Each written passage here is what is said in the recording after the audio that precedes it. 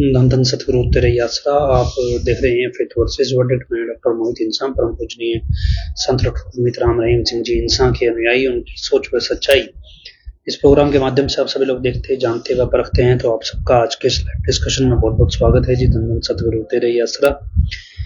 सासंग जी, वैसे रूटीन में हमारी चर्चा चलती रहती है, जो डेरा मैनेजमेंट या कुछ भी ऊपर नीचे उल्टा सीधा करते रहते हैं, तो हम उसकी जानकारी आपको देते रहते हैं। इसके अलावा हम जिस दौर से गुजर रहे हैं, इस दौर में हमें समझना है अच्छा बुरा, और एक शिष्य होने का धर्म हमारा क्या है, और क्या एक आज की परिस्थितियों में हमारा दायित्व बनता है। ये सब चीजें हम डिस्कस करते रहते हैं अलग अलग तरीके से।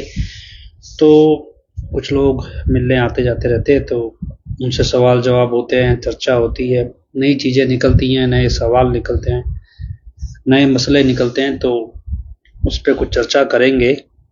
और कुछ बच्चे भी आए और बच्चों ने भी सवाल पूछने चाहे, मतलब अपने अपने तरीके से बच्चे कह सकते हैं। आज के यंगस्टर जो अपने अपने नज़रिए से चीज़ों को देखते हैं, अपनी नई पीढ़ी है, नए नज़रिए से देखती है। तो एक डिस्कशन हुई, मतलब ऐसे ही बच्चे थे या और भी थे, कि ये 1.25 लाख एक इतिहास में किस्सा है, जब श्री गुरु गोविंद सिंह जी ने बोला था भी 1.25 से एक लड़ाऊं, तो तबे गोविंद सिंह नाम कहाऊं या धराऊं, ऐसा कुछ है। एग्जैक्टली क्या है मुझे नहीं मालूम।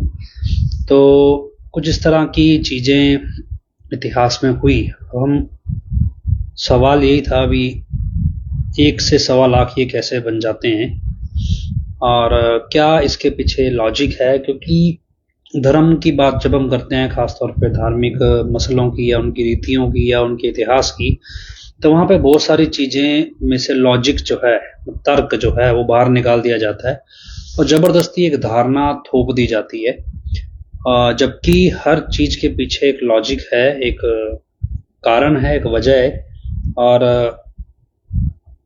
कोई उस कारण को स्टडी करता है तो उसे बहुत सारी चीज़ें और समझ में आ जाती हैं।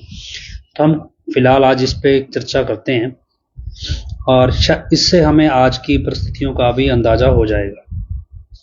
हमने इतिहास में एक किस्सा सुना है रामायण का, जिसमें जो हनुमान जी होते हैं वो अपनी ताकत भूल जाते हैं, और फिर उनकी ताकत तब उनको याद आती है जब श्री रामचंद्र जी को उनकी आवश्यकता पड़ती है।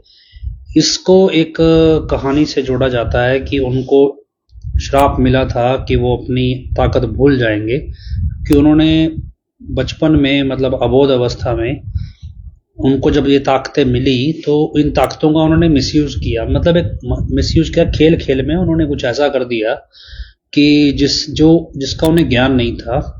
इसलिए किसी ऋषि ने बोला भी ये ताकतें जब तुम्हें जरूरत पड़ेंगी तभी तुम्हें मिलेंगी, वरना तब तक नहीं मिलेगी। मतलब ऐसा कुछ है। और उसके बाद जब श्री रामचंद्र जी को आवश्यकता पड़ी, तब उनको अपनी ताकतें याद आ गई, और फिर यह मिल गई, और फिर वो ताकतों का इस्तेमाल उन्होंने श्री रामचंद्र जी के पक्ष में किया। एक तरफ हम इतिहास में पढ़ते हैं भी, गुरु गोविंद सिंह जी कहते हैं भी एक सिख जो है वो 1.25 व्यक्ति के बराबर लड़ेगा। मतलब लड़ने की बात नहीं, मतलब 1.25 व्यक्ति के बराबर है, एक तरह से ही कह सकते हैं। और जो चिड़ियां हैं वो बाज से लड़ सकती हैं, ऐसा एक उसी में एक श्लोक है। तो आखिर ये परमपिता शाह सतनाम सिंह जी महाराज ने बोला, जो नाम जपते हैं वो उनका एटम बम भी कुछ नहीं बिगाड़ सकता। तो ये सब चीजें किस बेसिस पे कही जाती हैं और क्या कुछ है, इसको जान लीजिएगा, फिर आपको बहुत सारी चीजें समझ में आ जाएंगी। उदाहरण के तौर पे हम हिंदू धर्म में वर्ण गिने जाते हैं, 4 वर्ण गिने जाते हैं, ब्राह्मण, क्षत्रिय, वैश्य और शूद्र। तो ब्राह्मण उन्हें कहा जाता है जो धर्म ज्ञान हासिल करते हैं, शास्त्र पढ़ते हैं या शास्त्रों का अध्ययन करते हैं, एनालिसिस करते हैं, उनको ब्राह्मण कहा जाता है, ब्रह्मांड का ज्ञान हासिल करते हैं। क्षत्रिय जो सुरक्षा में तैनात होते हैं और शस्त्र इस्तेमाल करते हैं, वो क्षत्रिय होते हैं। जो वैश्य होते हैं वो मतलब एक तरह से व्यापारी या पैसा, या जैसे किसान कह सकते हैं, या दुकानदार, या जो भी व्यापार करते हैं, जिनसे पैसा कमाया जाता है, वो काम होता है उनका। और शूद्र होते हैं जो मतलब एक सेवा करते हैं एक तरह से सबकी, और सेवा में तैनात रहते हैं। तो ये 4 वर्ण हिंदू धर्म में हम मानते हैं। जब आप पढ़ना शुरू करोगे तो इतिहास में जब लड़ाई लड़ी जाती थी तो ये कंडीशन थी कि ब्राह्मण ब्राह्मण से लड़ेगा, क्षत्रिय क्षत्रिय से, वैश्य वैश्य से, और शूद्र शूद्र से। कहा जाता था ब्राह्मण जो है, ब्राह्मण की ताकत क्या है? ब्राह्मण की ताकत शास्त्र है, मतलब ज्ञान। अब जो व्यक्ति लगातार ज्ञान ले रहा है, हासिल कर रहा है, ध्यान साधना में बैठता है, दिमाग शांत रखता है और ज्ञान का अध्ययन करता है, एनालिसिस करता है, क्या गलत है क्या सही है, उसे ब्राह्मण कहा जाता है। अब ऐसा व्यक्ति एक शांत दिमाग का होता है। वो तलवार से या तीर कमान से या किसी भी हथियार से नहीं लड़ सकता, क्योंकि उसके अंदर उत्तेजना नहीं है, उतावलापन नहीं है, और जुनून, मतलब एक तरह से शारीरिक तौर पे वो अपने आप को मजबूत नहीं बनाता, मानसिक और आत्मिक तौर पे बनाता है। इसलिए ब्राह्मण का जो हथियार है वो ज्ञान है, शास्त्र है। क्षत्रिय जो है वो शरीर मजबूत बनाते हैं, शस्त्र विद्या सीखते हैं, शस्त्र से लड़ते हैं और उसकी प्रैक्टिस करते हैं। उनको रेगुलर प्रैक्टिस करना होता है। जैसे कहते थे पहले राजा शिकार पे जाते थे, तो एक क्षत्रिय होते हैं और जब जरूरत पड़ेगी तो ये लड़ेंगे। अगर ये ज्ञान लेने बैठ जाएंगे, ध्यान साधना में बैठना शुरू कर देंगे, तो फिर ये जरूरत पड़ने पे लड़ नहीं पाएंगे। इनका शरीर और दिमाग उसके लिए तैयार ही नहीं होगा। तीसरे स्टेप पे आते हैं वैश्य, जो व्यापारी वर्ग होता है। जैसे किसान फसल उगा के बेचता है, या व्यापारी दुकानदार या फैक्ट्री वाले जो भी कुछ सामान पैदा करते हैं, बनाते हैं, उसको बेचते हैं। तो ये सब चीजें व्यापारी वर्ग में आता है, जो पैसे की भरपाई करते हैं। उससे जो सामान शस्त्र भी आएगा, उससे सबका भरण पोषण होगा। तो व्यापारी वर्ग, उसकी ताकत पैसा है, धन है, वो पैसे से सब कुछ जीत सकता है। मान लो उसको अब ताकत देनी है देश को, तो ब्राह्मण ज्ञान से देगा, क्षत्रिय शरीर मजबूत होगा, शस्त्र से देगा, और वैश्य जो होगा वो पैसे से मजबूत करेगा देश को।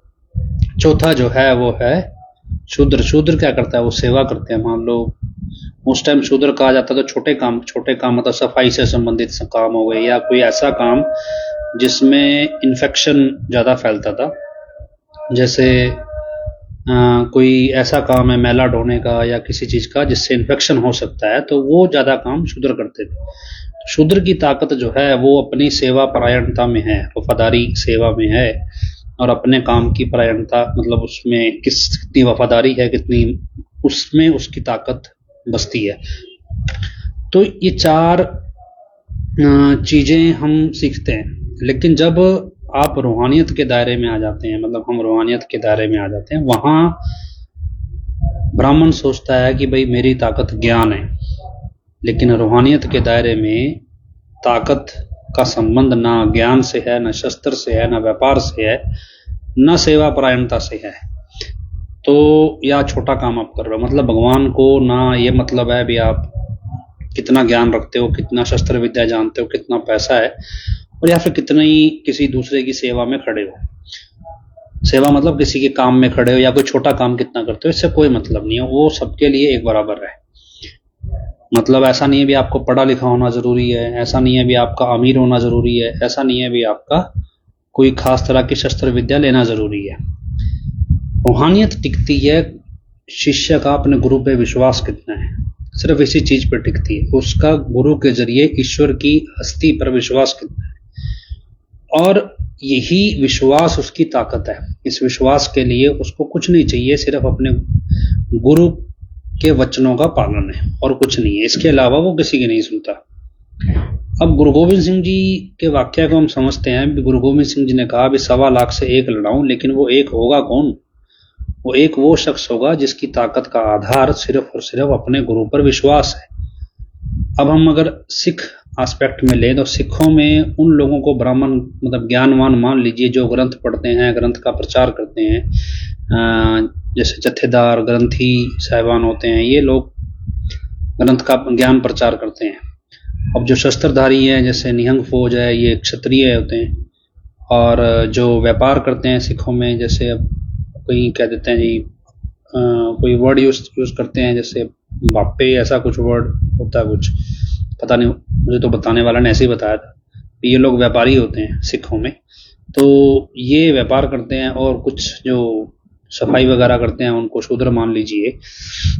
मतलब अगर गुरु की निगाह में ये चारों एक बराबर है, अगर जिसका विश्वास ज्यादा होगा उसके साथ ये 1.25 लाख गुना लग जाता है। अब अगर कोई कहे भी मेरे को ग्रंथ का सबसे ज्यादा ज्ञान है और मैं ही कुछ कर सकता हूं, तो वो कर सकता है, लेकिन उसमें गुरु की ताकत नहीं जुड़ती।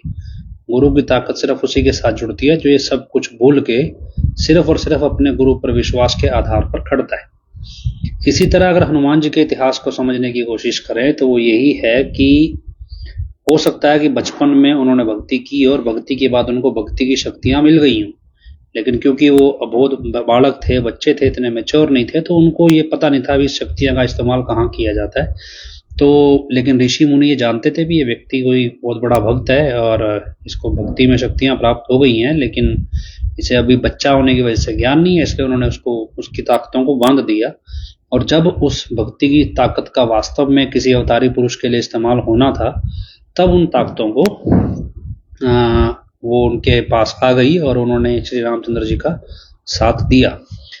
ये एक कॉन्सेप्ट तो हमें समझ में आता है। अब हम अपने उस पे आए कि देखो श्री रामचंद्र जी ने लड़ाई लड़ी पूरी सेना के साथ, और उस समय रावण की भी कोई ताकत थी। अब रावण की सोच समय के साथ बढ़ती गई, पहले एक रावण था, फिर बहुत सारे, आज रावण की प्रवृत्ति बहुत सारे लोगों में है, मतलब रावण की ताकत बढ़ती गई। लेकिन हम ये कल्पना नहीं करते कि भगवान की भी बढ़ती जाती है। भगवान की ताकत बुराई की ताकत से कई गुना ज्यादा बढ़ती है, मतलब अच्छाई की ताकत। इसलिए गुरु गोविंद सिंह जी के समय तक आते आते वो ताकत एक आदमी को 1.25 लाख गुना, मतलब एक आम आदमी की ताकत को 1.25 लाख गुना बढ़ा देती थी। तो ये ताकत इतनी बढ़ गई। अब ये बढ़ती हुई ताकत की घोषणा कौन करता है? कोई मौके का पूर्ण संत ही बताएगा ना भी अभी ये ताकत 1.25 लाख गुना हो गई है या उससे ज्यादा हो गई है।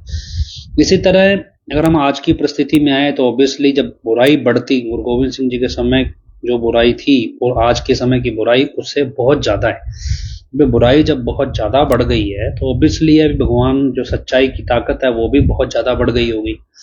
जब ये बहुत ज्यादा बढ़ गई है ताकत भी, तो इस ताकत को जानना कहाँ से है? इस ताकत को जानने के लिए अगर आपको लगता है भी बहुत सारा ज्ञान हासिल करना पड़ेगा तभी ये ताकत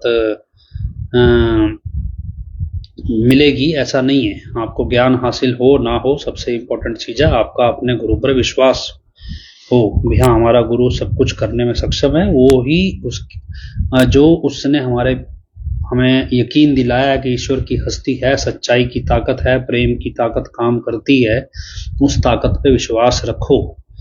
और दूसरा, उसके बाद आगे बढ़ो भी। अगर आपको लगता है भी आप किसी शस्त्र से लड़ लेंगे तो अकेले, अगर आप मतलब किसी भी तरह का हुनर, किसी भी तरह का टैलेंट आपको लगता है भी मैं वकील होता तो शायद कुछ कर लेता, या जज होता शायद कुछ कर लेता, या मतलब कोई एक्टिविस्ट होता, या कोई मेरे को ज्ञान होता, या मैं पढ़ा लिखा होता तो सब कुछ कर लेता। ईश्वर की ताकत का इस सबसे कोई संबंध नहीं है। उसको तो जो जिसका उस पर विश्वास है उसके साथ उसने 1.25 लाख गुना ताकत जोड़ देनी है। और यही परमपिता शाह सतनाम सिंह जी महाराज ने भी वचन किए भी डेरा सच्चा सौदा से नाम लेवा जीव। अगर गुरु पर विश्वास रखते हुए दृढ़ विश्वास के साथ नाम जपता है तो एटम बम भी चल जाए तो भी उसका कुछ बिगाड़ नहीं सकता। तो अब कल्पना कीजिए भी आप सच की लड़ाई लड़ रहे हैं। अब आपको ये लगे भी दुश्मन कौन सा है, ऐसे कौन से जंग के मैदान में जाके ये लड़ाई लड़नी है। वास्तव में अगर आप देखो तो इस पूरी दुनिया में रेस है, और ये रेस है अपना अपना नैरेटिव बिठाने की भी। आप हमारी बात पे यकीन करो, हमारी सोच से सहमत हो जाओ। हर व्यक्ति अपना नैरेटिव बिठाना चाहता है और एट द एंड हर व्यक्ति एक स्टेज पे जाके अपने आप को सर्वश्रेष्ठ सिद्ध करना चाहता है। और ये अपनी हस्ती बनाने की दौड़ है कि भाई मैं जो जिस आइडियोलॉजी पे यकीन करता हूं वो सबसे स्ट्रांग है, सबसे श्रेष्ठ है। लेकिन इन सारी जो अपने आप को बेटर साबित करने की जो रेस है, इस रेस में प्रेम नहीं है, नफरत है। मतलब लोग आपस में प्रेम नहीं करते। मान लो हिंदू, मुसलमान, सिख, ईसाई आपस में झगड़ते हैं और अपने आप को बेटर साबित करने के लिए, या फिर जातिवाद के तौर पे अपनी जाति को बेटर साबित करने के लिए लोग लड़ते हैं। अब जहां प्रेम नहीं है वहां ईश्वर नहीं है। इसलिए बेटर साबित करना गलत नहीं है। भी आप बेटर साबित करो, आपने अच्छी शिक्षा ली है, अच्छी नैतिकता ली है। मान लो कोई हिंदू धर्म का है, वो कहता है भी मैं गौ हत्या नहीं करता, तो इस आइडियोलॉजी को बेटर साबित करता है, अच्छी बात है। लेकिन इसको बेटर साबित करने के लिए वो औरों से नफरत करना सिखा दे, ये बेटर नहीं है। तो मतलब हर एक आइडियोलॉजी की रेस में जो अहंकार है अपने आप को बेटर साबित करने का, उसमें नफरत है। जबकि बेटर साबित करना अच्छी बात है, आप अच्छी चीजों को अच्छा साबित कर रहे हैं, बढ़िया साबित कर रहे हैं। लेकिन अगर उसके जरिए नफरत फैला रहे हैं या किसी पे गुस्सा निकाल रहे हैं, अभी हम ही बेटर है और तुम बेटर हो ही नहीं सकते, तो ऑब्वियसली दो लोगों की लड़ाई चल रही हो या बहस चल रही हो, बहस में अगर एक व्यक्ति जब दबने लगता है तो वो अग्रेसिव हो जाता है। और यही एग्रेशन बड़े स्केल पे धर्म की आपस की लड़ाई है। क्यों? क्योंकि अपने आप को बेटर साबित जब नहीं कर पाते तो ऑब्वियसली वो गुस्सा आएगा तो जबरदस्ती डंडे के जोर बेटर साबित करते हैं। एक भाई ने मेरे से कल सवाल पूछा कि जी आप हिंदू और सिख खास तौर पे इनमें जो कुरीतियां हैं उनको तो पकड़ते हो, इस्लाम को नहीं पकड़ते। इस्लाम की कुरीतियों को नहीं पकड़ते। क्यों नहीं पकड़ते? देखो क्या है कि एक भाई ने लिखा कमेंट भी, जिन प्रेम कियो तिन ही प्रभु पायो। ऑब्वियसली भी प्रेम है। अब हमें जो चीज समझनी है वो ये भी, हमें लगे भी हम कहें भी ना जी फलाने की वजह से सब कुछ हुआ, हम अपने आप को बेटर साबित करें भी हाँ हमारे समझने में गलती रही, हम नहीं समझ पाए। लेकिन ठीक है, धोखा देने वाला धोखा देता है, उसकी अपनी जरूरतें हैं, उसको लगता है भी धोखा देके वो अपने आप को बचा लेगा, या उसको लगता है वो अपना बेटर बन जाएगा, या कुछ लालच उसके मन में आ जाता है। तो ये सब उसकी फितरत है। लेकिन सच्चाई यही कहती है भी आप सच के साथ खड़ो और आपको कोई मार नहीं सकता। और आज की स्टेज के हिसाब से, आज के पूर्ण संतों के वचनों के अनुसार, अगर आप सच पे स्टैंड लेके चलते हो तो आपको मारने वाला एटम बम भी इस्तेमाल कर ले तो भी आपका कुछ बाल बांका नहीं हो सकता। हम कर्म में कुछ लिखा हो एक अलग बात है, लेकिन आपको मार नहीं सकता तब तक जब तक आप सच्चे हो, सच्चाई के साथ खड़े हो और सच के आधार पे खड़े हो, झूठ के आधार पे नहीं खड़े हो। और आपका उद्देश्य सिर्फ और सिर्फ समाज में प्रेम प्रसार करना है। बात रही इस्लाम की, इस्लाम के आप बैकग्राउंड को जब स्टडी करेंगे तो मिडल ईस्ट के एरिया में ज्यादातर इस्लाम उभर के सामने आया है। मिडल ईस्ट मतलब ईरान, इराक, अफगानिस्तान, ये वाला जो एरिया है, इजराइल, फिलिस्तीन, इस तरफ का एरिया। असल में अगर हिस्ट्री में जाएं तो इस एरिया के जो लोग थे, अफ्रीका साइड के या इस साइड के, तो ये यहाँ पे क्या लोग गुलाम बनाए जाते थे, यहाँ पे गुलाम बिकते थे। मतलब क्या है भी, एक व्यक्ति है वो अपनी कोई काबिलियत के लिए तैयार हो रहा है लेकिन उसके पास पैसा नहीं है, कुछ कर नहीं सकता। उस टाइम लोन की स्कीम नहीं होती थी। लोग क्या करते थे भी, मेरे हुनर को मैं बेच रहा हूँ, मैं किसी का गुलाम बन के रहूंगा। तो जो पैसे वाले लोग होते थे वो गुलाम खरीदते थे भी, हमारी वफादारी में गुलाम बन के रहना है, हम तुम्हें इतना पैसा देके खरीद लेंगे। और उस पैसे से वो अपना परिवार चलाता था, गुलाम।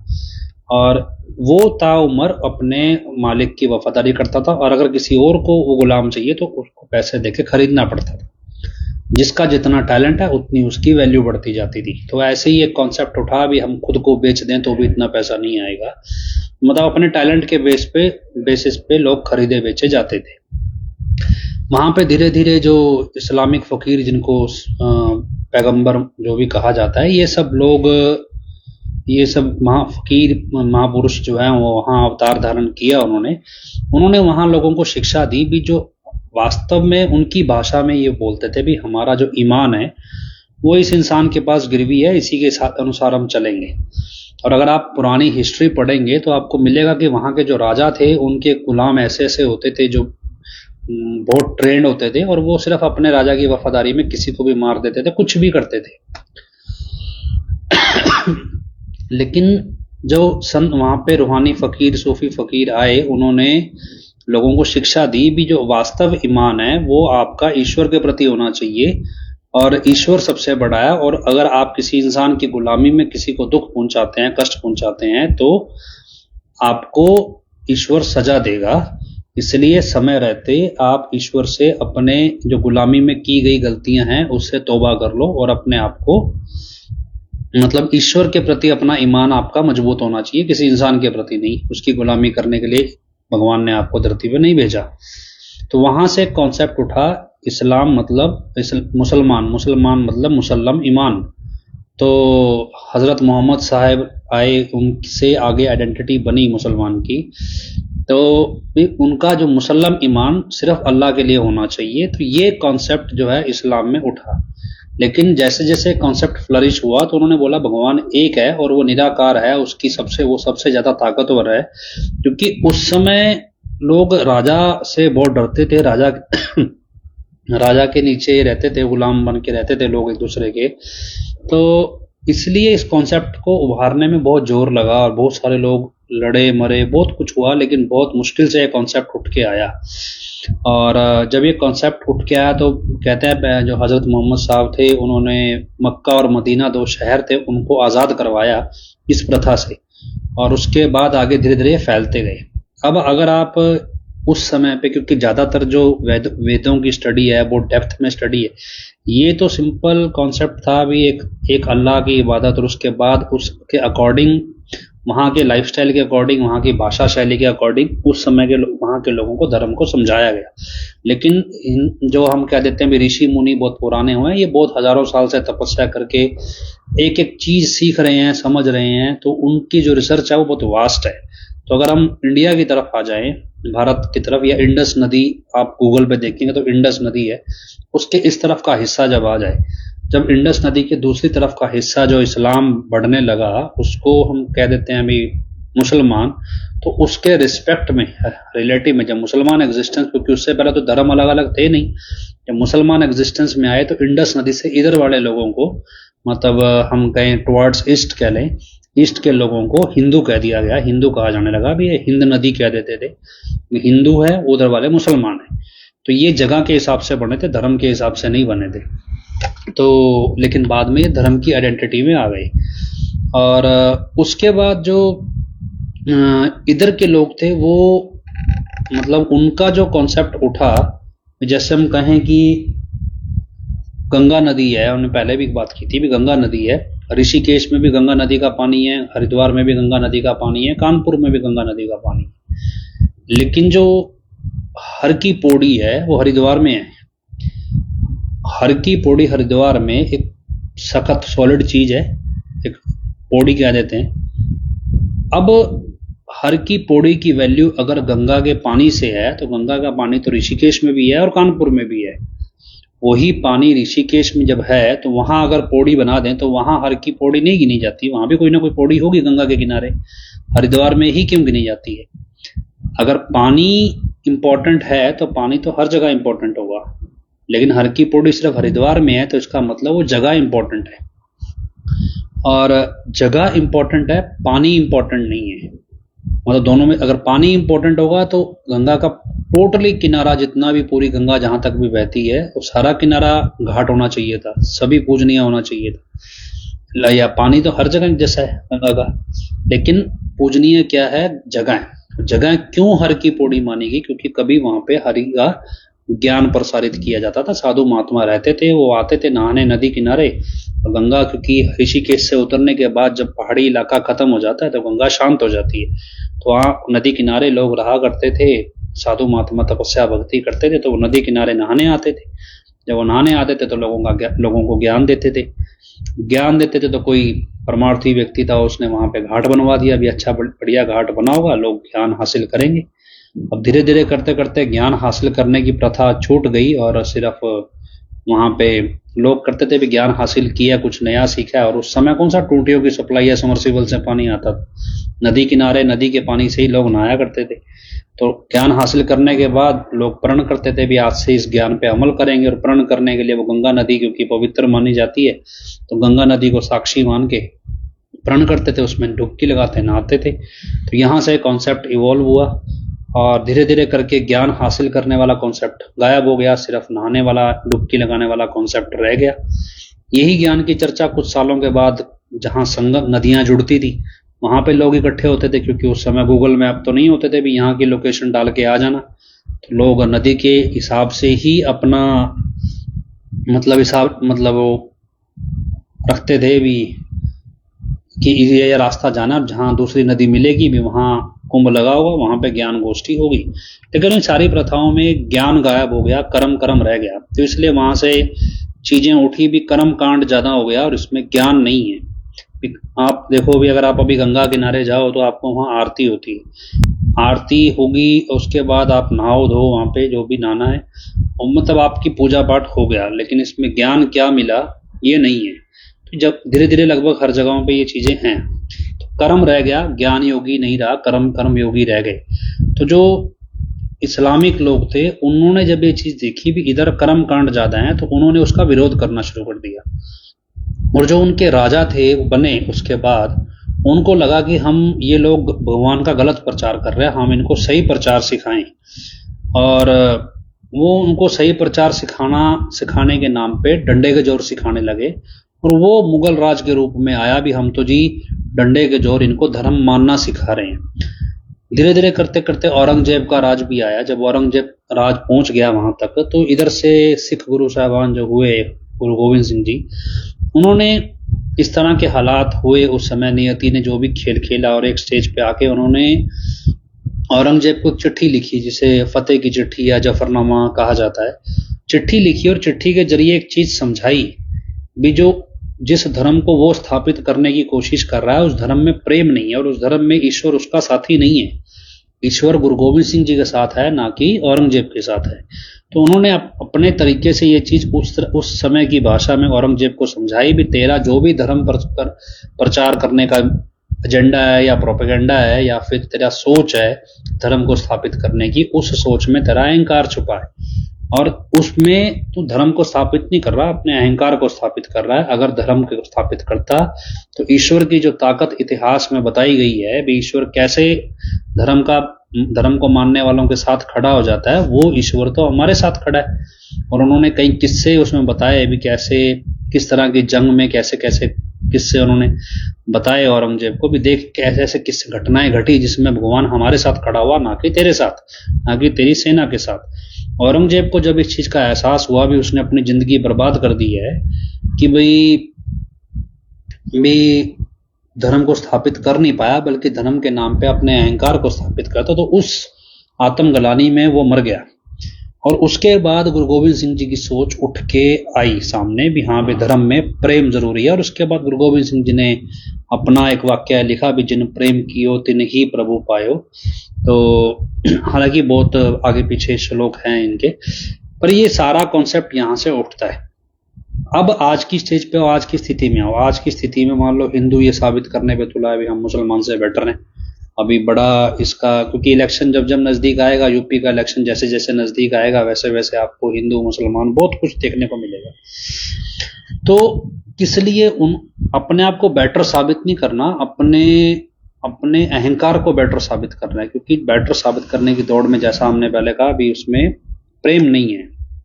और हमें इस स्टेज पे समझना है कि प्रेम को जीवित रखेगा कौन। उस प्रेम को जीवित रखने के लिए उसको समझना जरूरी है। और ये प्रेम आपका आपके गुरु पे विश्वास से आता है। हर कोई व्यक्ति चाहता है भी कोई ना कोई किसी ना किसी पाड़े में रहे।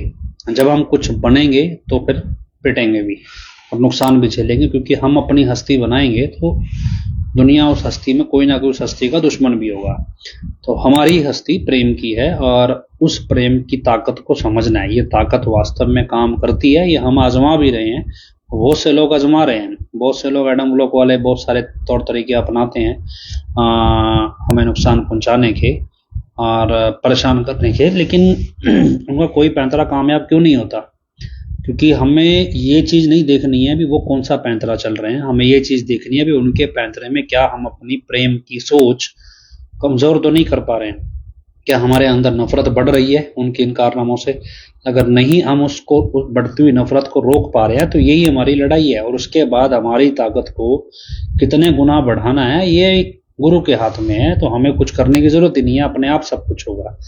अब क्योंकि ये सुनने में बड़ा अजीब लगता है, लेकिन वास्तव में होता ऐसा ही है। और जब जिसके साथ होता है वो समझ पाता है कि ये कैसे हो रहा है।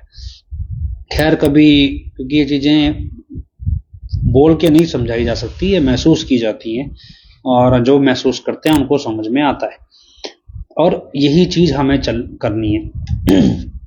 तो यही समझने की कोशिश करें। बाकी बहुत से लोग सवाल करते हैं भी हम लाइव बड़ा देरी से करने लगे हैं, बहुत दिनों का गैप आ जाता है और आ रहा है इन दिनों। तो हम आपको पहले भी मैंने पिछले 2 हफ्तों में बताया भी थोड़ा व्यस्त हैं और अब फ्री हैं काफी हद तक। तो अब हम उम्मीद कोशिश करेंगे भी हम हफ्ते में, सप्ताह में 2 बार लाइव करें।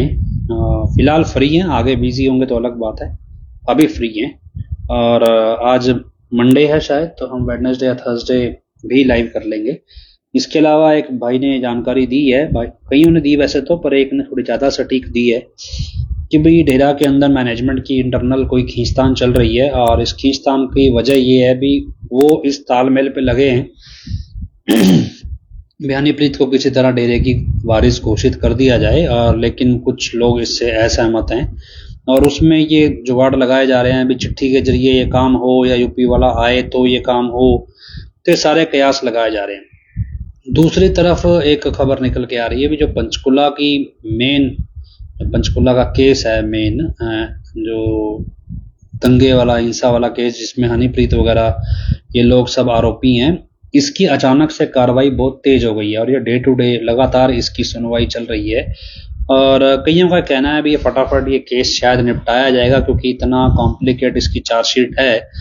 अगर जितनी मेरी समझ, जितनी मैंने वो चार्जशीट पढ़ी है, मतलब वो चालान पढ़ा है, वो चालान किसी भी तरीके से पुलिस वाले साबित नहीं कर सकते। वो अलग बात है, अभी कोर्ट का एक प्रोसेस है जो अपना टाइम लेता है तो इसलिए हो सकता है भी उस केस को भी पैरेलल निपटाया जा रहा हो, और ताकि ये सारी जो सूचना आ रही है अभी डेरा में एक बड़ा फेरबदल करने की तैयारी है, और किस तरह से है भी अभी ये सूचनाएं हैं, खबरें हैं, और हमारा इस पे ध्यान नहीं है। सही बताऊं तो हमारा ध्यान, हम अपने काम पे फोकस है। कईयों को ये भी सवाल है भी अचानक से हमारे को, क्योंकि पंजाब के लोग तो हालांकि गुरबानी को समझते हैं, जो गुरु ग्रंथ साहिब की गुरबानी है उनको तो समझते हैं, लेकिन जो दिल्ली, यूपी, हरियाणा इस साइड के जो लोग नहीं जानते इसके बारे में, गुरु ग्रंथ साहिब के बारे में, उनको लगता है भी हम सिख धर्म का प्रोपेगेंडा चलाने लगे हैं, सिख धर्म को प्रमोट करने लगे हैं, क्योंकि इतनी बेसिक, खासतौर पे यंगस्टर जो होते हैं उनको उतनी बेसिक नॉलेज नहीं होती, और उनको समझ नहीं आता। उनको लगता है भी गुरु ग्रंथ साहिब सिर्फ सिखों का है, या कुरान सिर्फ मुसलमानों की है, गीता सिर्फ हिंदुओं की है। ऐसा नहीं है, ये सब एक कॉमन ही है सब कुछ। वो लोगों ने अपना अपना कॉपीराइट क्लेम कर लिया है इस पे, पर एक्चुअल में ये सबके लिए लिखी गई। ये मतलब ऐसा नहीं है भी किसी एक समुदाय के लिए लिखी गई। हाँ, एक ग्रुप ने, जिसने उसे प्रमोट किया, उसने अपने आप को एक आइडेंटिटी दे ली। मान लो गुरु ग्रंथ साहिब को प्रमोट करने वालों ने अपने आप को सिख आइडेंटिटी दे ली, कुरान शरीफ को प्रमोट करने वालों ने मुसलमान आइडेंटिटी दे रखी है, और मान लो बाइबल को प्रमोट करने वालों ने ईसाई आईडी ले मतलब अपने आप को पहचान दी हुई है। ऐसे ही सिखों ने दी है, हिंदुओं ने भगवत गीता को या रामायण को, रामचरितमानस को, और बहुत सारे ग्रंथ, हिंदू धर्म में तो बहुत सारे वेद पुराण ग्रंथ हैं जो लिखे गए हैं। तो ये नहीं है भी ये कोई एक ग्रंथ, और जबकि गुरु ग्रंथ साहिब जब लिखा गया था तो इसमें भी करीब करीब कहते हैं भी 30-35 महापुरुष हुए, संत महापुरुष हुए जिनकी वाणी है। और अगर आप बंदे सरब को देखेंगे तो बंदे सरब में भी हमने गिनती की थी, लगभग 70 से 72 संत महापुरुष हुए हैं, उनकी वाणी बंदे सरब में भी लिखी गई है। तो जैसे जैसे संत फकीर बढ़ते गए, उनकी वाणियां जो जो रही, वो सारी गुरु जो थे मौके के, वो अपने अपने ग्रंथों में शामिल करते गए। जो गुरु ग्रंथ लिखते हैं वो अपनी वाणी कभी भी अपने ग्रंथ, लिखे हुए ग्रंथ में नहीं लिखते, वो अपना ग्रंथ अलग लिखते हैं, क्योंकि वो अपने आप को एक आम इंसान के तौर पे पेश आते हैं, वो कोई अपने आप को बड़ा बना के नहीं पेश आते। तो ये भी एक कारण कई बार होता है भी उन्होंने अपनी वाणी क्यों नहीं डाली इस ग्रंथ में। तो गुरु ग्रंथ साहिब कोई ऐसा नहीं है, अगर आप देखो तो आप डेरा के ग्रंथ भी देखेंगे तो बहुत सारा जो उसका ज्ञान है उसमें गुरु ग्रंथ साहिब के बहुत सारे रेफरेंस लिए गए हैं। तो अगर गुरु ग्रंथ साहिब की कोई कॉपीराइट या कोई ऐसा नहीं है कि हम सिख धर्म प्रमोट कर रहे हैं। ये जो बहन वीरपाल कौर हैं, उनकी जो एजुकेशन है वो पंजाब की है, और पंजाब में जो धर्म की एजुकेशन में ज़्यादातर गुरु ग्रंथ साहिब ही पढ़ाया जाता है। अभी वो उनकी यूपी साइड की होती तो भगवत गीता ज़्यादा पढ़ी होती। उन्होंने पढ़ा, जो सा ग्रंथ ज़्यादा पढ़ा है वो उसी ग्रंथ को एक्सप्लेन कर पाएंगे, बेटर एक्सप्लेन कर पाएंगे। मान लो मुझे कोई कहे गुरु ग्रंथ साहिब एक्सप्लेन करने को, तो मैं नहीं कर पाऊंगा, और मुझे आसान लगेगा कि मैं भगवत गीता को पढ़ के उनको आसानी से उसको एक्सप्लेन कर पाऊंगा कुछ हद तक, लेकिन मैं मतलब गुरु ग्रंथ साहिब को नहीं कर पाऊंगा उस तरह से, क्योंकि एक तो भाषा का फर्क है और दूसरा उसमें जो वर्ड्स हैं वो बड़े कॉम्प्लिकेट हैं। खैर, ये सारी चीज़ें चलती रहेंगी, और हमारा जो फोकस है वो इसी चीज़ पे रहेगा कि हमें आगे बढ़ना कैसे है। अभी आपको लगे भी जंग किससे लड़ी जाएगी, क्योंकि अब तो कोर्ट भी हमारे लिए काम नहीं करती, कोर्ट के लिए लगता है हम देश के नागरिक ही नहीं हैं। और इसके अलावा इंडिविजुअल चाहे कोर्ट हमें एंटरटेन करती है, लेकिन एज ए डेरा प्रेमी शायद हम नागरिक नहीं हैं, हमारे लिए कोई कायदा कानून है नहीं। और बाकी जिस हिसाब से जजों के यहाँ से पैसे पकड़े जा रहे हैं तो सबको पता लग ही रहा है, जुडिशरी में करप्शन अब धीरे धीरे बढ़ने लगा है। बढ़ तो बहुत गया है लेकिन अब एविडेंट होने लगा है। खैर, हमारा काम अपना करते रहना है, कर्म करते रहना है, बाकी फल देना ईश्वर के हाथ में। और कोशिश जारी रखनी चाहिए, अपनी तरफ से आपको हर प्रयास करते रहना चाहिए। बाकी पंजाबी भाषी लोग हैं, बेन वीरपाल कौर हमारे साथ फोन लाइन पे मौजूद हैं। फिर भी कोई जानकारी आपको लगता है, बीच में कई बार लाइव नहीं भी हो पाता, आपको लगता है आप कोई चीज़ नहीं बताना चाहते हैं तो आप बता दीजिए, मैसेज भेज दिया कीजिए। बाकी ग्रुप्स बने हुए हैं, लगभग हर ग्रुप में मेरा नंबर भी ऐड है, तो ओपन ग्रुप भी है। और ओपन ग्रुप में आपके पास इस पेज के ऊपर आपको लिंक मिलेगा व्हाट्सएप ग्रुप का, उसको ज्वाइन कर सकते हैं। व्हाट्सएप चैनल है डेरा सच्चा सौदा आइडियोलॉजी, पेज पे आप गुरु ग्रंथ साहिब की वाणी पढ़ सकते हैं। तो ये सब आपके लिए अवेलेबल है। बाकी बेन वीरपाल कौर ऑनलाइन पे हमारे साथ हैं, उनसे बात करते हैं। हाँ जी बहन जी। बहुत ही प्यारे सतगुरु जी की प्यारी प्यारी साध संगत जी, धन धन सतगुरु तेरा ही आसरा। गुरु प्यारी साध संगत जी, ਅੱਜ 31 ਮਾਰਚ ਹੈ ਔਰ ਆਪਣੇ ਗ੍ਰੰਥਾਂ ਵਿੱਚ ਜੋ ਦਰਜ ਹੈ ਗੁਰੂ ਪਿਤਾ ਜੀ ਨੂੰ ਲੈ ਕੇ 31 ਮਾਰਚ 1974 ਨੂੰ ਗੁਰੂ ਪਿਤਾ ਜੀ ਨੇ ਪਰਮ ਪਿਤਾ ਜੀ ਤੋਂ ਨਾਮ ਸ਼ਬਦ ਦੀ ਦਾਤ ਪ੍ਰਾਪਤ ਕੀਤੀ ਸੀ। ਇਸ ਕਰਕੇ ਗੁਰੂ ਪਿਤਾ ਜੀ ਨੂੰ ਤੇ ਸਾਰੀ ਸਾਧ ਸੰਗਤ ਨੂੰ ਬਹੁਤ ਬਹੁਤ ਵਧਾਈ ਹੋਵੇ। ਅੱਜ ਈਦ ਵੀ ਹੈ, ਜਿਹੜੇ ਸਾਡੇ ਮੁਸਲਮਾਨ ਭੈਣ ਭਾਈ ਆ ਉਹਨਾਂ ਨੂੰ ਉਹਨਾਂ ਦੀ ਈਦ ਮੁਬਾਰਕ ਹੋਵੇ। ਪਰ ਸਾਡੀ ਈਦ ਉਸੇ ਦਿਨ ਹੋਵੇਗੀ ਜਿਸ ਦਿਨ ਸਾਡਾ ਚੰਦ ਸਾਡੇ ਗੁਰੂ ਪਿਤਾ ਜੀ ਸਾਡੇ ਵਿਚਕਾਰ ਹੋਣਗੇ। ਤਾਂ ਗੁਰੂ ਪਿਤਾ ਜੀ ਦੀ ਰਹਿਮਤ ਦੇ ਨਾਲ ਗੁਰੂ ਪਿਆਰੀ ਸਾਧ ਸੰਗਤ ਜੀ, ਜਿਹੜੀ ਮੋਹਿਤ ਬੇਟਾ ਗੱਲ ਕਰ ਰਿਹਾ ਸੀ ਨਾ ਵੀ 1.25 ਲੱਖ ਵਾਲੀ ਤਾਕਤ, ਵੀ ਗੁਰੂ ਗੋਬਿੰਦ ਸਿੰਘ ਜੀ ਨੇ ਵਚਨ ਕੀਤੇ ਸੀ ਵੀ 1.25 ਲੱਖ ਤੇ ਇੱਕ ਲੜਾਓ। ਤਾਂ ਗੁਰੂ ਪਿਤਾ ਜੀ ਨੇ ਜਿਹੜੀ ਇਹ ਤਾਕਤ ਸੀ ਨਾ, ਇਹ ਰਹਿਮਤ ਸੀ, ਇਹ ਅਰਬਾਂ ਗੁਣਾ ਕੀਤੀ ਹੋਈ ਹੈ। ਜੇ ਤੁਸੀਂ ਗੁਰੂ ਪਿਤਾ ਜੀ ਦੇ ਵਚਨ ਧਿਆਨ ਨਾਲ ਸੁਣੋ ਨਾ, ਵੀ ਜਿਵੇਂ ਜਿਵੇਂ ਕਾਲ ਦਾ ਜ਼ੋਰ ਵਧਿਆ ਉਵੇਂ ਉਵੇਂ ਦਿਆਲ ਦਾ ਜ਼ੋਰ ਵੀ ਵਧਿਆ। ਗੁਰੂ ਪਿਤਾ ਜੀ ਅਕਸਰ ਹੀ ਆਪਣੇ ਵਚਨ ਕਰਿਆ ਕਰਦੇ ਸਤਸੰਗ ਚ ਵੀ ਭਾਈ ਜੇ ਕਾਲ ਦਾ ਜ਼ੋਰ ਵੱਧ ਰਿਹਾ ਨਾ ਤਾਂ ਦਿਆਲ ਦਾ ਜ਼ੋਰ ਵੀ ਵੱਧ ਰਿਹਾ। ਤਾਂ ਇਸੇ ਕਰਕੇ ਜਿਹੜੀ ਗੁਰੂ ਪਿਤਾ ਜੀ ਦੇ ਵਚਨ ਆ ਨਾ, ਹੁਣ ਇਹ ਅਰਬਾਂ ਗੁਣਾ ਦੇ ਆ। ਪਹਿਲਾਂ ਉਸ ਟਾਈਮ ਮਤਲਬ 1.25 ਲੱਖ ਸੀ ਵੀ ਇੱਕ ਬੰਦਾ ਜਿਹੜਾ ਤਾਕਤ ਹੈ ਉਹਦੀ 1.25 ਲੱਖ ਹੈ। ਕੰਮ ਤਾਂ ਅਸਲ ਦੇ ਵਿੱਚ ਗੁਰੂ ਨੇ ਕਰਨਾ ਹੁੰਦਾ ਹੈ ਨਾ, ਬੰਦਿਆਂ ਦੀ ਕੋਈ ਗਿਣਤੀ ਨਹੀਂ ਹੁੰਦੀ। ਧਰਮ ਦੇ ਮਾਰਗ ਤੇ ਜੋ ਸੱਚ ਦੇ ਮਾਰਗ ਤੇ ਚੱਲਦੇ ਆ, ਆਪਾਂ ਦੇਖਿਆ ਹੀ ਹੈ ਜਿਹੜਾ ਕੌਰਵਾਂ ਤੇ ਪਾਂਡਵਾਂ ਦੇ ਮਹਾਭਾਰਤ ਹੋਈ ਹੈ, ਉਹਦੇ ਵਿੱਚ ਤਾਕਤ ਤਾਂ ਕ੍ਰਿਸ਼ਨ ਜੀ ਮਹਾਰਾਜ ਦੀ ਕੰਮ ਕਰਦੀ ਸੀ ਨਾ। ਉਹਦੇ ਚ ਬੰਦਿਆਂ ਦੀ ਕੋਈ ਗਿਣਤੀ ਅਹਿਮੀਅਤ ਨਹੀਂ ਰੱਖਦੀ ਫਿਰ ਵੀ ਉਹ 5 ਹੈ ਕਿ 7 ਹੈ ਕਿ 10 ਹੈ ਜਾਂ ਇਕੱਲਾ ਹੀ ਹੈ। ਤਾਂ ਗੁਰੂ ਪਿਆਰੀ ਸਾਧ ਸੰਗਤ ਜੀ, ਗੁਰੂ ਪਿਤਾ ਜੀ ਨੇ ਜਿਵੇਂ ਇੱਕ ਟਵੀਟ ਕਰਕੇ ਵੀ ਵਚਨ ਕੀਤੇ ਸੀ ਵੀ ਜੇ ਕਾਲ ਮਹਾਕਾਲ ਜਿੰਨੀ ਵੀ ਦਾਅ ਪੇਚ ਚੱਲਦਾ ਤਾਂ ਸਤਿਗੁਰ ਦਾ ਦਾਅ ਪੇਚ ਅਰਬ ਗੁਣਾ ਅੱਗੇ। ਇਹਦਾ ਮਤਲਬ ਇੱਥੋਂ ਪਤਾ ਲੱਗਦਾ ਵੀ ਜਿਹੜੀ ਹੁਣ ਰੂਹਾਨੀਅਤ ਦੀ ਤਾਕਤ ਚੱਲ ਰਹੀ ਉਹ ਅਰਬ ਗੁਣਾ ਅੱਗੇ ਹੈ। ਇੱਕ ਗੁਰੂ ਪਿਤਾ ਜੀ ਦੇ ਹੋਰ ਵੀ ਵਚਨ ਮੈਂ ਸੁਣ ਰਹੀ ਸੀ, ਉਹਦੇ ਵਿੱਚ ਵੀ ਗੁਰੂ ਪਿਤਾ ਜੀ ਨੇ ਵਚਨ ਕੀਤਾ ਹੈ ਵੀ ਜਿਸ ਕਾ ਸਤਿਗੁਰ ਡਾਢਾ ਹੋਏ ਤਿਸ ਕੋ ਮਾਰ ਸਕੇ ਨਾ ਕੋਈ। ਸ਼ਾਸਤਰ ਨਾਮ ਸ਼ਾਹ ਮਸਤਾਨ ਜੀ ਦੇ ਮੁਰੀਦ ਕਦੇ ਵੀ ਕਿਸੇ ਮੋੜ ਤੇ ਕਾਲ ਤੋਂ ਮਾਰ ਨਹੀਂ ਖਾਂਦੇ। ਸਤਿਗੁਰ ਉਹਨਾਂ ਦੀ ਉਂਗਲ ਪਕੜ ਕੇ ਸੰਭਾਲ ਕਰਦੇ ਹਨ ਅਤੇ ਅਰਬਾਂ ਗੁਣਾ ਵੱਧ ਕੇ ਕਰਦੇ ਰਹਿਣਗੇ। ਜਿੱਥੇ ਵੀ ਪਿਤਾ ਜੀ ਨੇ ਅਰਬ ਗੁਣਾ ਕਿਹਾ।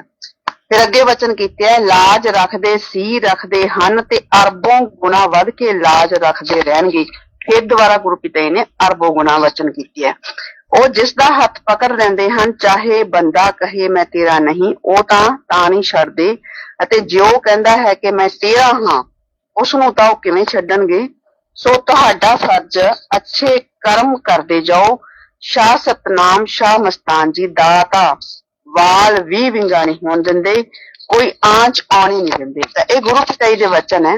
ਗੁਰੂ ਪਿਆਰੀ ਸਾਧ ਸੰਗਤ ਜੀ, ਹੁਣ ਤਾਂ ਮਤਲਬ ਕਿ ਜਿਵੇਂ ਜਿਵੇਂ ਕਾਲ ਨੇ ਆਪਦੇ ਪੰਜੇ ਚੱਕੇ ਹੋਏ ਆ ਨਾ, ਤਾਂ ਉਵੇਂ ਉਵੇਂ ਜਿਹੜਾ ਦਿਆਲ ਹੈ, ਦਿਆਲ ਨੇ ਵੀ ਆਪ ਦੀ ਗੁਣਾ ਜਿਹੜੀ ਹੈਗੀ ਹੈ ਪਾਵਰ ਹੈ ਉਹ ਬਹੁਤ ਗੁਣਾ ਵਧਾਈ ਹੋਈ ਹੈ। ਤੁਹਾਨੂੰ ਯਾਦ ਹੋ ਇੱਕ ਵਾਰੀ ਗੁਰੂ ਪਿਤਾ ਜੀ ਨੇ ਇਹ ਵਚਨ ਕੀਤੇ ਸੀ ਕਹਿੰਦੇ ਬੇਟਾ ਵੀ ਹੁਣ ਤਾਂ ਇੰਨੀ ਪਾਵਰ ਛੱਡੀ ਹੋਈ ਹੈ, ਜਿਵੇਂ ਪਹਿਲਾਂ ਇੱਕ ਕਹਿੰਦੇ ਵੀ ਉਹ ਕੋਲੋਂ ਨੂੰ ਵੱਡਾ ਇੰਜਨ ਲੱਗਦਾ ਹੁੰਦਾ ਸੀ ਤੇ ਦੂਰ ਦੂਰ ਤੱਕ ਸੁਣਦਾ ਹੁੰਦਾ ਸੀ, ਤੂੰ ਤੂੰ ਕਰਦਾ ਵੀ। ਕਹਿੰਦੇ ਹੁਣ ਤਾਂ ਉਵੇਂ ਕਹਿੰਦੇ ਵੱਡੇ ਇੰਜਨ ਵਾਲੀ ਪਾਵਰ ਚੱਲ ਰਹੀ ਹੈ। ਤਾਂ ਬਾਕੀ ਆਪਾਂ ਜਦੋਂ ਕੁੱਲ ਮਾਲਕ ਆਪ ਆਇਆ ਹੋਵੇ ਨਾ, ਉਹਦੇ ਕੋਲੇ ਸਾਰੀਆਂ ਹੀ ਪਾਵਰਾਂ ਹੁੰਦੀਆਂ। ਜਦੋਂ ਤੋਂ ਕਿਸੇ ਸੰਤ ਪੀਰ ਫਕੀਰ ਨੂੰ ਭੇਜਦਾ, ਉਦੋਂ ਤਾਂ ਉਹ ਵੱਜਵੀਂ ਮਤਲਬ ਉਹਨਾਂ ਨੂੰ ਦੇ ਕੇ ਭੇਜਦਾ। ਤਾਂ ਜਿਵੇਂ ਦੁਨੀਆਦਾਰੀ ਚ ਦੇਖੀਏ ਵੀ ਜੇ ਮਤਲਬ ਬਾਪ ਆਪ ਖੁਦ ਕੋਈ ਚੀਜ਼ ਲੈਣ ਜਾਂਦਾ, ਕਿਉਂਕਿ ਉਹ ਆਪ ਮਾਲਕ ਹੈ, ਫਿਰ ਭਾਵੇਂ ਉਹ ਅਰਬਾਂ ਦਾ ਕਰੋੜਾਂ ਦਾ ਜਿੰਨਾ ਵੀ ਉਹਦੀ ਹੈਸੀਅਤ ਹੋਊਗੀ ਉਹ ਓਨਾ ਹੀ ਬਿਜ਼ਨਸ ਕਰਕੇ ਆਉਂਦਾ, ਬਾਹਰ ਜਾਂਦਾ ਜਦੋਂ। ਪਰ ਜੋ ਆਪਦੇ ਪੁੱਤਰਾਂ ਨੂੰ ਭੇਜਦਾ ਤਾਂ ਫਿਰ ਉਹ ਜਿੰਨੀ ਕੁ ਉਹਨਾਂ ਨੂੰ ਰਕਮ ਦੇ ਕੇ ਭੇਜਦਾ, ਉਨੇ ਕੁ ਦਾ ਹੀ ਉਹ ਵਪਾਰ ਜਾਂ ਬਿਜ਼ਨਸ ਜਾਂ ਕੋਈ ਚੀਜ਼ ਖਰੀਦ ਸਕਦੇ ਆ। ਤਾਂ ਕਹਾਣੀਆਂ ਦੇ ਵਿੱਚ ਵੀ ਇਵੇਂ ਆ। ਹੁਣ ਤਾਂ ਕੁੱਲ ਮਾਲਕ ਆਪ ਚੱਲ ਕੇ ਆਏ ਹੋਏ ਆ, ਇਸ ਕਰਕੇ ਉਹਨਾਂ ਦੀ ਪਾਵਰ ਦਾ ਤਾਂ ਕੋਈ ਅੰਦਾਜ਼ਾ ਹੀ ਨਹੀਂ ਹੈ। ਉਹਨਾਂ ਦੀ ਪਾਵਰ ਤਾਂ ਕਿਸੇ ਗਿਣਤੀਆਂ ਮਿੰਤੀਆਂ ਚ ਹੀ ਨਹੀਂ ਹੈ। ਉਹ ਮਤਲਬ ਅਪਰੰਪਾਰੀ ਹੈ ਸਭ ਕੁਛ, ਪਾਰ ਬ੍ਰਹਮ ਪਰਮੇਸ਼ਵਰ ਹੈ ਸਭ ਕੁਛ। ਜਦੋਂ ਉਹ ਆਪ ਹੀ ਪਾਰ ਬ੍ਰਹਮ ਪਰਮੇਸ਼ਵਰ ਹੈ ਤੇ ਫਿਰ ਉਹਨਾਂ ਦੀ ਜਿਹੜੀ ਤਾਕਤ ਕਹਿ ਲਓ ਜਾਂ ਸ਼ਕਤੀ ਕਹਿ ਲਓ, ਤਾਂ ਫਿਰ ਉਹਨਾਂ ਦਾ ਤਾਂ ਕੋਈ ਅੰਦਾਜ਼ਾ ਹੀ ਨਹੀਂ ਨਾ। ਪਾਰ ਬ੍ਰਹਮ ਹੀ ਹੈ ਸਭ ਕੁਛ। ਇਸੇ ਕਰਕੇ ਗੁਰੂ ਪਤੇ ਦੇ ਵਚਨ ਤੁਹਾਨੂੰ ਸੁਣਾਏ ਆ। ਕੋਈ ਟੈਨਸ਼ਨ ਦੀ ਜਾਂ ਕਿਸੇ ਚੀਜ਼ ਦੀ ਚਿੰਤਾ ਕਰਨ ਦੀ ਲੋੜ ਨਹੀਂ ਹੈ। ਕਾਹ ਨੇ ਆਪਣਾ ਕੰਮ ਕਰਨਾ ਤੇ ਦਿਆਲ ਨੇ ਆਪਣਾ ਕੰਮ ਕਰਨਾ ਹੈ। ਸਤਿਗੁਰ ਦੇ ਬੱਚੇ ਆਪਣਾ ਕੰਮ ਕਰ ਰਹੇ ਆ, ਔਰ ਦਿਆਲ ਹੈ ਜਿਹੜਾ, ਉਹ ਦਿਆਲ ਦੇ ਏਜੰਟ ਆ, ਉਹ ਆਪਦਾ ਕੰਮ ਕਰ ਰਹੇ ਆ। ਤਾਂ ਗੁਰੂ ਪਿਆਰੀ ਸਾਧ ਸੰਗਤ ਜੀ, ਤੁਹਾਨੂੰ ਯਾਦ ਹੋ ਕਿ ਗੁਰੂ ਪਿਤਾ ਜੀ ਨੇ ਵਚਨ ਕੀਤੇ ਸੀ MS ਜਵਾਨ ਫਿਲਮ ਦੇ ਵਿੱਚ ਵੀ ਬੇਟਾ ਜਗਾਉਣੀ ਹੈ ਤਾਂ ਜਨ ਜਨ ਦੇ ਵਿੱਚ ਗਿਆਨ ਦੀ ਮਿਸਾਲ ਜਗਾਓ, ਵੀ ਇਸ ਕੰਮ ਲਈ ਪੂਰੇ ਜ਼ੋਰ ਸ਼ੋਰ ਨਾਲ ਲੱਗ ਜਾਓ। ਤਾਂ ਪਰਮ ਪਿਤਾ ਨੇ ਜਿਹੜੇ 4 ਗ੍ਰੰਥ ਰਚੇ ਆ, ਉਸ ਗ੍ਰੰਥਾਂ ਦੇ ਵਿੱਚ ਵੀ ਤੁਹਾਨੂੰ ਦੱਸਿਆ ਵੀ ਜਿਹੜੀ ਆਪਾਂ ਸਾਹਿਬ ਸ੍ਰੀ ਗੁਰੂ ਗ੍ਰੰਥ ਸਾਹਿਬ ਦੀ ਗੁਰਬਾਣੀ, ਵੈਸੇ ਤਾਂ ਸਾਰੇ ਸੰਤ ਪੀਰ ਮਹਾਤਮਾ ਨੇ ਦੇਖੀ ਹੈ, ਕਿਉਂਕਿ ਮੈਂ ਰੋਜ਼ ਹੀ ਪੜ੍ਹਦੀ ਹਾਂ ਵੀ ਸਾਰੇ ਧਰਮਾਂ ਦੀ, ਚਾਹੇ ਹਿੰਦੂ ਆ, ਮੁਸਲਮਾਨ, ਸਿੱਖ ਹੈ, ਈਸਾਈ ਹੈ, ਚਾਹੇ ਜੈਨੀ ਹੈ, ਬੋਧੀ ਹੈ, ਸਾਰੇ ਧਰਮਾਂ ਦੇ ਜਿੰਨੇ ਵੀ ਸੰਤ ਪੀਰ ਫਕੀਰ ਅਵਤਾਰ ਹੋਏ ਆ ਇਸ ਤੋਂ ਪਹਿਲਾਂ, ਉਹਨਾਂ ਦੀ ਸਭ ਦੀ ਜਿਹੜੀ ਬਾਣੀ ਆਪਣੇ 4 ਗ੍ਰੰਥਾਂ ਚ ਦਰਜ ਹੈ। ਪਰ ਸਭ ਤੋਂ ਜ਼ਿਆਦਾ ਜੇ ਦੇਖਿਆ ਜਾਵੇ, ਲਗਭਗ 80% ਜਿਹੜੀ ਆਪਣੇ ਬੰਦਾ ਤੋਂ ਰੱਬ ਗ੍ਰੰਥ ਜਾਂ ਸੱਚਖੰਡ ਦੀ ਸੜਕ ਦੇ ਵਿੱਚ ਜਿਹੜੀ ਉਹ ਪਵਿੱਤਰ ਗੁਰਬਾਣੀ ਹੈ। ਇਸ ਕਰਕੇ ਇਹ ਪਵਿੱਤਰ ਗੁਰਬਾਣੀ ਦੇ ਸ਼ਲੋਕ ਆ ਜਿਹੜੇ ਜ਼ਿਆਦਾ ਆ ਰਹੇ ਆ। ਤੇ ਇਹਦੇ ਵਿੱਚ ਪਰਮ ਪਿਤਾ ਜੀ ਨੇ ਦੱਸਿਆ ਵੀ ਹੈ ਵੀ ਭਾਈ ਇਸੇ ਕਰਕੇ ਜਿਹੜਾ ਹੈਗਾ ਜ਼ਿਆਦਾ ਦਿੱਤੀ ਗਈ ਹੈ ਗੁਰਬਾਣੀ, ਕਿਉਂਕਿ ਜਿਹੜੇ ਗੁਰਬਾਣੀ ਦੇ ਅਰਥ ਹੈ ਉਹ ਸਹੀ ਨਹੀਂ ਦਿੱਤੇ ਗਏ। ਬਹੁਤ ਸਾਰੇ ਵਿਦਵਾਨਾਂ ਨੇ ਜਾਂ ਕਿਸੇ ਨੇ ਮਤਲਬ ਗਿਆਨੀ ਧਿਆਨੀਆਂ ਨੇ ਕੋਸ਼ਿਸ਼ ਕੀਤੀ ਹੈ ਗ੍ਰੰਥਾਂ ਇਹਦੀ ਅਰਥ ਦੇਣ ਦੀ, ਪਰ ਕਹਿੰਦੇ ਵੀ ਜਿਹੜੇ ਅਰਥ ਹੈ ਉਹ ਸਹੀ ਨਹੀਂ ਦਿੱਤੇ ਗਏ। ਇਸ ਕਰਕੇ ਕਿਉਂਕਿ ਉਹਨਾਂ ਨੇ ਕਾਰਨ ਵੀ ਦੱਸਿਆ ਵੀ ਜਿਹੜਾ ਪੂਰਨ ਸੰਤ ਮਹਾਤਮਾ ਹੈ ਨਾ, ਉਹੀ ਜਿਹੜਾ ਹੈਗਾ ਗਿਆਨੀ ਤੇ ਵਿਦਵਾਨ ਕਹਿੰਦੇ ਇੱਕ ਇੱਕ ਸ਼ਬਦ ਨੂੰ ਕਈ ਅਰਥਾਂ ਚ ਪੇਸ਼ ਕਰ ਰਹੇ ਹੈ। ਬੇਸ਼ੱਕ ਕਹਿੰਦੇ ਵੀ ਸ੍ਰੀ ਗੁਰੂ ਗ੍ਰੰਥ ਸਾਹਿਬ ਤੇ ਗੁਰਬਾਣੀ ਸੰਬੰਧੀ ਹੋਰ ਪੁਸਤਕਾਂ ਅੰਦਰ ਅਨਮੋਲ ਤੇ ਅੰਮ੍ਰਿਤ ਬਾਣੀ ਦੀ ਰਚਨਾ ਸਾਡੀ ਦੇਸ਼ ਭਾਸ਼ਾ ਵਿੱਚ ਕੀਤੀ ਗਈ ਹੈ। ਇਹ ਬੰਦੇ ਤੋਂ ਰੱਬ ਗ੍ਰੰਥ ਦੀ ਭੂਮਿਕਾ ਦੇ ਵਿੱਚ ਹੀ ਲਿਖਿਆ ਹੋਇਆ ਪਰਮ ਪਿਤਾ ਜੀ ਦੁਆਰਾ। ਪਰ ਇਸ ਮਹਾਨ ਆਤਮ ਵਿਦਿਆ ਅਤੇ ਰੱਬੀ ਬਾਣੀ ਦੇ ਠੀਕ ਠੀਕ ਅਰਥਾਂ ਨੂੰ ਸਮਝਣਾ ਹਰ ਕਿਸੇ ਦਾ ਕੰਮ ਨਹੀਂ। ਗਿਆਨੀ ਤੇ ਵਿਦਵਾਨ ਇੱਕ ਇੱਕ ਸ਼ਬਦ ਨੂੰ ਕਈ ਅਰਥਾਂ ਵਿੱਚ ਪੇਸ਼ ਕਰ ਰਹੇ ਹਨ।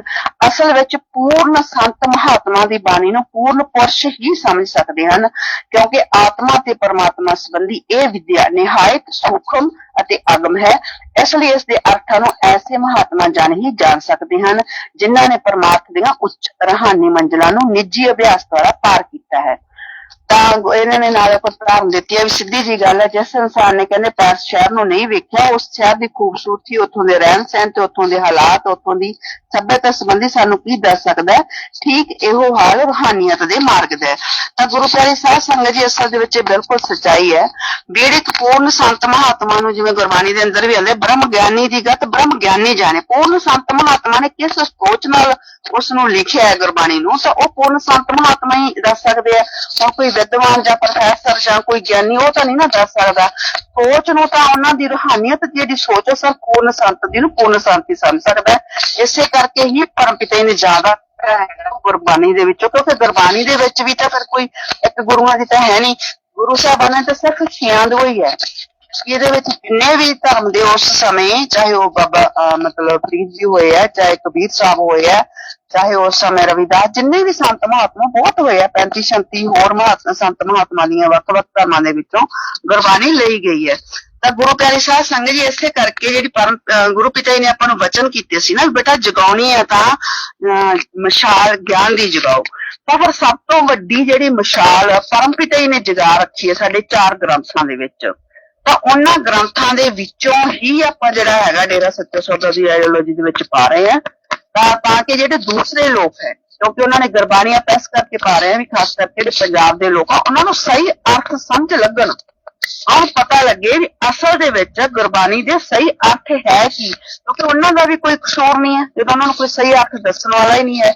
ਤੇ ਸੰਤਾਂ ਦੇ ਵਚਨਾਂ ਦੇ ਜਦ ਤੱਕ ਸਹੀ ਅਰਥ ਨਹੀਂ ਪਤਾ ਲੱਗਣਗੇ ਤਾਂ ਉਸ ਸਮੇਂ ਫਿਰ ਸਮਝ ਵੀ ਨਹੀਂ ਲੱਗਦੀ। ਇਸ ਕਰਕੇ ਹੀ ਆਪਾਂ ਜਿਹੜਾ ਆਪਣਾ ਪਰਮਪਿਤਾ ਜੀ ਦਾ ਜਿਹੜਾ ਮਿਸਾਲ ਜੋ ਜਗਾ ਰੱਖਿਆ ਗਿਆਨ ਦੀ ਪਰਮਪਿਤਾ ਜੀ ਨੇ 4 ਗ੍ਰੰਥਾਂ ਦੇ ਵਿੱਚ, ਉਸ ਮਿਸਾਲ ਦਾ ਚਾਨਣ ਹੀ ਆਪਾਂ ਡੇਰਾ ਸੱਚਾ ਸੌਦਾ ਦੀ ਆਈਡੀਓਲੋਜੀ ਦਾ ਜਿਹੜਾ ਪੇਜ ਉਹਦੇ ਤੇ ਕਰ ਰਹੇ ਆ। ਇਸ ਕਰਕੇ ਮਤਲਬ ਕਿ ਜ਼ਿਆਦਾ ਤੋਂ ਜ਼ਿਆਦਾ ਇਹਨੂੰ ਸ਼ੇਅਰ ਕਰਿਆ ਕਰੋ। ਗੁਰੂ ਪਿਤਾ ਜੀ ਦੇ ਵਚਨ ਜੋ ਹੈ ਇਹ ਤੁਸੀਂ ਜੇ ਸ਼ੇਅਰ ਕਰਦੇ ਆ ਤਾਂ ਇਹਦਾ ਮਤਲਬ ਤੁਸੀਂ ਗੁਰੂ ਪਿਤਾ ਜੀ ਦੇ ਵਚਨਾਂ ਤੇ ਅਮਲ ਕਰ ਰਹੇ ਆ। ਤਾਂ ਸਾਨੂੰ ਜੋ ਗੁਰੂ ਪਿਤਾ ਜੀ ਮਤਲਬ ਕਿ ਇਹ ਡਾਇਲੌਗ ਨਹੀਂ ਹੈ ਫਿਲਮ ਦਾ, ਸਾਡੇ ਲਈ ਗੁਰੂ ਪਿਤਾ ਜੀ ਦਾ ਹੁਕਮ ਹੈ ਇਹ, ਤੇ ਹੁਕਮ ਮੰਨਣਾ ਜਿਹੜਾ ਗੁਰੂ ਦਾ ਕਲਯੁਗ ਦੇ ਵਿੱਚ ਸਭ ਤੋਂ ਵੱਡੀ ਭਗਤੀ ਹੈ। ਬਾਕੀ ਗੁਰੂ ਪਿਆਰੀ ਸਾਧ ਸੰਗਤ ਜੀ ਇਹੋ ਜਿਹੀ ਗੱਲ ਨਹੀਂ ਹੈ। ਜਿਹੜਾ ਪਵਿੱਤਰ ਗੁਰਬਾਣੀ ਦੋਨੇ ਪਾਸੇ ਹੀ ਅਸਰ ਹੋ ਰਿਹਾ, ਕਾਲ ਦੇ ਏਜੰਟਾਂ ਤੇ ਵੀ ਹੋ ਰਿਹਾ ਤੇ ਦਿਆਲ ਤੇ ਜਿਹੜੇ ਭਗਤ ਆ ਉਹਨਾਂ ਤੇ ਵੀ ਹੋ ਰਿਹਾ। ਜਿਹੜੇ ਮੇਰੇ ਨਾਲ ਹੁਣ ਜੁੜੇ ਹੋਏ ਆ ਨਾਮ ਸਤਸੰਗੀ ਜਿਨ੍ਹਾਂ ਨੂੰ ਮੈਂ ਭੇਜ ਰਹੀ ਹਾਂ ਬਹੁਤ ਸਾਰੇ, ਜਾਂ ਹੋਰ ਵੀ ਆਪਣੀ ਸੰਗਤ ਭੇਜ ਰਹੀ ਹੈ, ਗੁਰਸਿੱਖ ਪਰਿਵਾਰ ਉਹ ਬਹੁਤ ਖੁਸ਼ ਹੈ। ਉਹ ਕਹਿੰਦੇ ਬਹੁਤ ਸੋਹਣੀ ਜਿਹੜੀ ਹੈਗੀ ਆ ਵਿਆਖਿਆ ਆ ਰਹੀ ਹੈ, ਕਿਉਂਕਿ ਇਹਦਾ ਸਾਰਾ ਅੰਸ਼ ਆ ਰਿਹਾ ਉਹ ਸਾਰੇ ਦਾ ਸਾਰਾ ਹੀ ਆਪਣੇ ਗ੍ਰੰਥਾਂ ਚੋਂ ਹੀ ਦਿੱਤਾ ਗਿਆ ਹੈ। ਤਾਂ ਗੁਰੂ ਪਿਆਰੀ ਸਾਧ ਸੰਗਤ ਜੀ ਉਧਰਲੇ ਪਾਸੇ ਕਾਲ ਤੇ ਉਹਦੇ ਏਜੰਟਾਂ ਨੂੰ ਵੀ ਪੂਰੀ ਅੱਗ ਲੱਗੀ ਹੋਈ ਹੈ। ਇਹ ਨਹੀਂ ਹੈ ਵੀ ਜੇ ਆਪਾਂ ਗੁਰੂ ਪਿਤਾ ਜੀ ਦੇ ਵਚਨਾਂ ਤੇ ਅਮਲ ਕਰਨ ਲੱਗ ਗਏ, ਜਿਹੜੀ ਗਿਆਨ ਦੀ ਮਸ਼ਾਲਾ ਨੂੰ ਜਗਾਉਣ ਲੱਗ ਗਏ ਤਾਂ ਇਹਦਾ ਅਸਰ ਨਹੀਂ ਹੋਊਗਾ ਕਾਲ ਤੇ। ਕਾਲ ਮਹਾਕਾਲ ਦੇ ਏਜੰਟ ਆ ਜਿਹੜੇ ਉਹਨਾਂ ਨੇ ਵੀ ਪੂਰੇ ਫਨ ਚੱਕੇ ਹੋਏ ਨੇ। ਖਾਸ ਕਰਕੇ ਸਾਡੀ ਡੇਰਾ ਸੱਚਾ ਸੌਦਾ ਦੀ ਜਿਹੜੀ ਆਪਾਂ ਕਹਿ ਰਹੇ ਨੇ ਕਿ ਗੁਰੂ ਸੰਗਤ ਦੀ ਗਦਾਰ ਕਮੇਟੀ ਹੈ, ਜਿਹੜੀ ਗਦਾਰ ਕਮੇਟੀ ਦੇ ਜਿਹੜਾ ਇਹ ਬਿਲਕੁਲ ਗੁਰਬਾਣੀ ਹੈ ਜਿਹੜੀ ਉਹ ਸਪਿਰਟ ਦੀ ਤਰ੍ਹਾਂ ਲੱਗ ਰਹੀ ਹੈ, ਬਿਲਕੁਲ ਉਹਨਾਂ ਦੇ ਜ਼ਖਮ ਹੈ ਜਿਹੜੇ ਉਹ ਉਚੇੜ ਰਹੀ ਹੈ। ਤੁਸੀਂ ਯਕੀਨ ਮੰਨੋਗੇ ਵੀ ਜੇ ਆਪਾਂ ਗੁਰਬਾਣੀ ਪਵਿੱਤਰ ਗੁਰਬਾਣੀ ਪਾਈ ਜਾ ਰਹੀ ਹੈ ਤਾਂ ਇੰਨੀ ਜ਼ਿਆਦਾ ਆਰਐਸਐਸ ਤੇ ਬੀਜੇਪੀ ਦੇ ਨਾਲ ਇਹ ਵਫਾਦਾਰੀ ਨਿਭਾ ਰਹੇ ਹੈ ਕਿ ਮਤਲਬ ਕਿ ਖੁਦ ਚਰਨੋਂ ਮਾਸੀ ਜੰਗੇ ਮੈਦਾਨ ਦੇ ਵਿੱਚ ਉਤਰੀ ਹੈ ਔਰ ਉਸਨੇ ਮੇਰੇ ਖਿਲਾਫ ਇੱਕ ਬਠਿੰਡਾ ਕੋਰਟ ਦੇ ਵਿੱਚ ਕੇਸ ਪਾਇਆ। ਇਹਨਾਂ ਨੇ ਇੱਕ 2021 ਦਾ ਆਪਣਾ ਲਾਈਵ ਪ੍ਰੋਗਰਾਮ ਸੀ ਉਹਨੂੰ ਪਾਈਪਲਾਈਨ 'ਚ ਪਾ ਕੇ ਰੱਖਿਆ ਹੋਇਆ ਸੀ, ਕਿਉਂਕਿ ਉਹਨੂੰ ਪਤਾ ਸੀ ਵੀ ਕਿਸੇ ਟਾਈਮ ਜਦੋਂ ਵੀ ਜ਼ਰੂਰਤ ਪਊਗੀ ਤਾਂ ਇਹਨੂੰ ਆਪਾਂ ਚੱਕਾਂਗੇ। ਤਾਂ ਉਹ 2021 ਦੇ ਲਾਈਵ ਨੂੰ ਰਾਜਮਨੀ ਵੀਰ ਜੀ ਨਾਲ ਮੇਰਾ ਕੀਤਾ ਹੋਇਆ, ਕਿਉਂਕਿ ਦਸੰਬਰ ਦੇ ਵਿੱਚ ਇਹ ਉੱਥੇ ਗਈ ਸੀ ਅਯੋਧਿਆ।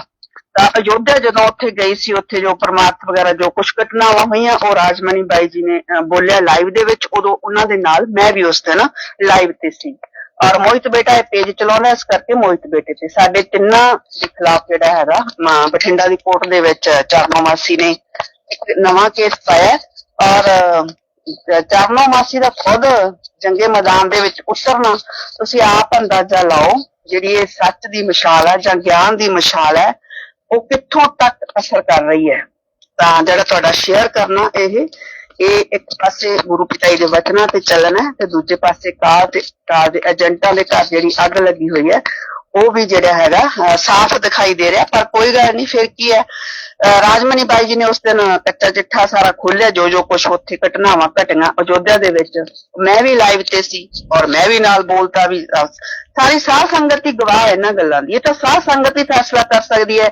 ਇਹਨੇ ਆਪਦੇ ਪੇਜ ਦੇ ਵਿੱਚ ਲਿਖਿਆ ਵੀ ਮਤਲਬ ਕਿ ਮੈਨੂੰ ਇਹ ਕਿਹਾ ਜਾਂਦਾ ਵੀ ਮੈਂ ਚੰਦਾ ਲੈਣੀ ਆ ਡੇਰਾ ਸੱਚਾ ਸੌਦਾ ਜਾਂ ਸਾਧ ਸੰਗਤ ਤੋਂ ਪੈਸੇ ਇਕੱਠੀ ਕਰਦੀ ਆ ਜਾਂ ਮੈਂ ਰਾਜਨੀਤੀ ਦੇ ਵਿੱਚ ਸੰਗਤ ਦਾ ਵੋਟਾਂ ਦੇ ਵਿੱਚ ਇਸਤੇਮਾਲ ਕਰਦੀ ਆ। ਇਹੋ ਜਿਹੀਆਂ ਗੱਲਾਂ ਕਰਕੇ ਨੇ ਵੀ ਇਹ ਬੋਲਦੇ ਆ ਲਾਈਵ ਦੇ ਵਿੱਚ ਤੇ ਵੀ ਮੇਰੀ ਬੇਇੱਜ਼ਤੀ ਕਰਦੇ ਆ। ਇਹ ਤਾਂ ਸਾਧ ਸੰਗਤ ਹੀ ਗਵਾਹ ਹੈ ਸਾਰੀ, ਤਾਂ ਸਾਧ ਸੰਗਤ ਹੀ ਦੱਸ ਸਕਦੀ ਹੈ ਨਾ ਵੀ ਮਤਲਬ ਕਿ ਝੂਠ ਅਸੀਂ ਲਾਈਵ ਦੇ ਵਿੱਚ ਬੋਲ ਰਹੇ ਹਾਂ ਤੇ ਸਾਧ ਸੰਗਤ ਨੂੰ ਅਸੀਂ ਗੁੰਮਰਾਹ ਕਰ ਰਹੇ ਹਾਂ ਜਾਂ ਮਤਲਬ ਕਿ ਇਹ ਕੋਰਟ ਨੂੰ ਝੂਠ ਬੋਲ ਕੇ ਗੁੰਮਰਾਹ ਕਰ ਰਹੀ ਹੈ। ਇਹਦੇ ਜਿਹੜੇ ਕਿੱਸੇ ਆ ਉਹ ਤਾਂ ਸਾਰੀ ਸਾਧ ਸੰਗਤ, ਇਹਨੇ 4 ਗਵਾਹ ਖੜੇ ਕੀਤੇ ਆ ਵੀ ਉਹ 4 ਗਵਾਹ ਦੱਸ ਰਹੇ ਆ ਵੀ ਹਾਂ ਇਹ ਬੋਲਿਆ ਲਾਈਵ ਦੇ ਵਿੱਚ ਅਸੀਂ ਸੁਣਿਆ ਤੇ ਇਹਨੇ ਜੋ ਕਰਤੂਤਾਂ ਕੀਤੀਆਂ ਜੋ ਕਾਰਨਾਮੇ ਇੱਕ ਚਰਨੋਂ ਮਾਸੀ ਦੇ ਆ ਤੇ ਉਹ ਤਾਂ ਲੱਖਾਂ ਸੰਗਤ ਗਵਾਹ ਹੈ ਉਹਨਾਂ ਦੀ। ਤਾਂ ਉਹ ਫਿਰ ਕਹਿੰਦੇ ਹੁੰਦੇ ਨਾ ਜਦੋਂ ਗਿੱਦੜ ਦੀ ਮੌਤ ਆਉਂਦੀ ਆ ਤਾਂ ਫਿਰ ਉਹ ਕਹਾਵਤ ਪਿਤਾ ਹੀ ਬੋਲਦੇ ਹੁੰਦੇ ਆ ਕਿੱਧਰ ਨੂੰ ਭੱਜਦਾ। ਉਹ ਗੱਲ ਹੈ ਇਹਨਾਂ ਦੀ। ਇਹਨਾਂ ਦਾ ਹੁਣ ਆਏ ਵੀ ਇਹਨਾਂ ਨੇ ਵਫ਼ਾਦਾਰੀ ਤਾਂ ਦਿਖਾਉਣੀ ਸੀ ਨਾ, ਕਿਉਂਕਿ ਮਤਲਬ ਇਹਨਾਂ ਦੇ ਜਿਹੜੇ ਹੈਗੇ ਆ ਉੱਪਰ ਬੈਠੇ ਗੁਰੂ ਪਿਤਾ ਕਹਿੰਦੇ ਹੁੰਦੇ ਸੀਗੇ ਭਾਈ ਜੇ ਕਿਸੇ ਦਾ ਕੋਈ ਹੈ ਤਾਂ ਫਿਰ ਸਾਡਾ ਵੀ ਕੋਈ ਹੈ। ਤਾਂ ਜਿਹੜੇ ਇਹਨਾਂ ਦੇ ਉੱਪਰ ਬੈਠੇ ਹੈ ਉਹਨਾਂ ਨੂੰ ਪਸੰਦ ਨਹੀਂ ਨਾ ਗੁਰਬਾਣੀ ਪਸੰਦ ਨਹੀਂ ਸੀ, ਸੰਤਾਂ ਦੀ ਬਾਣੀ ਪਸੰਦ ਨਹੀਂ ਸੀ, ਸੰਤਾਂ ਦੀ ਸੋਚ ਪਸੰਦ ਨਹੀਂ ਸੀ। ਇਸੇ ਕਰਕੇ ਤਾਂ ਗੁਰੂ ਪਿਤਾ ਜੀ ਨੂੰ ਝੂਠੇ ਕੇਸਾਂ ਦੇ ਵਿੱਚ ਪਾ ਕੇ ਜੇਲ੍ਹ ਭੇਜਿਆ ਗਿਆ ਨਾ।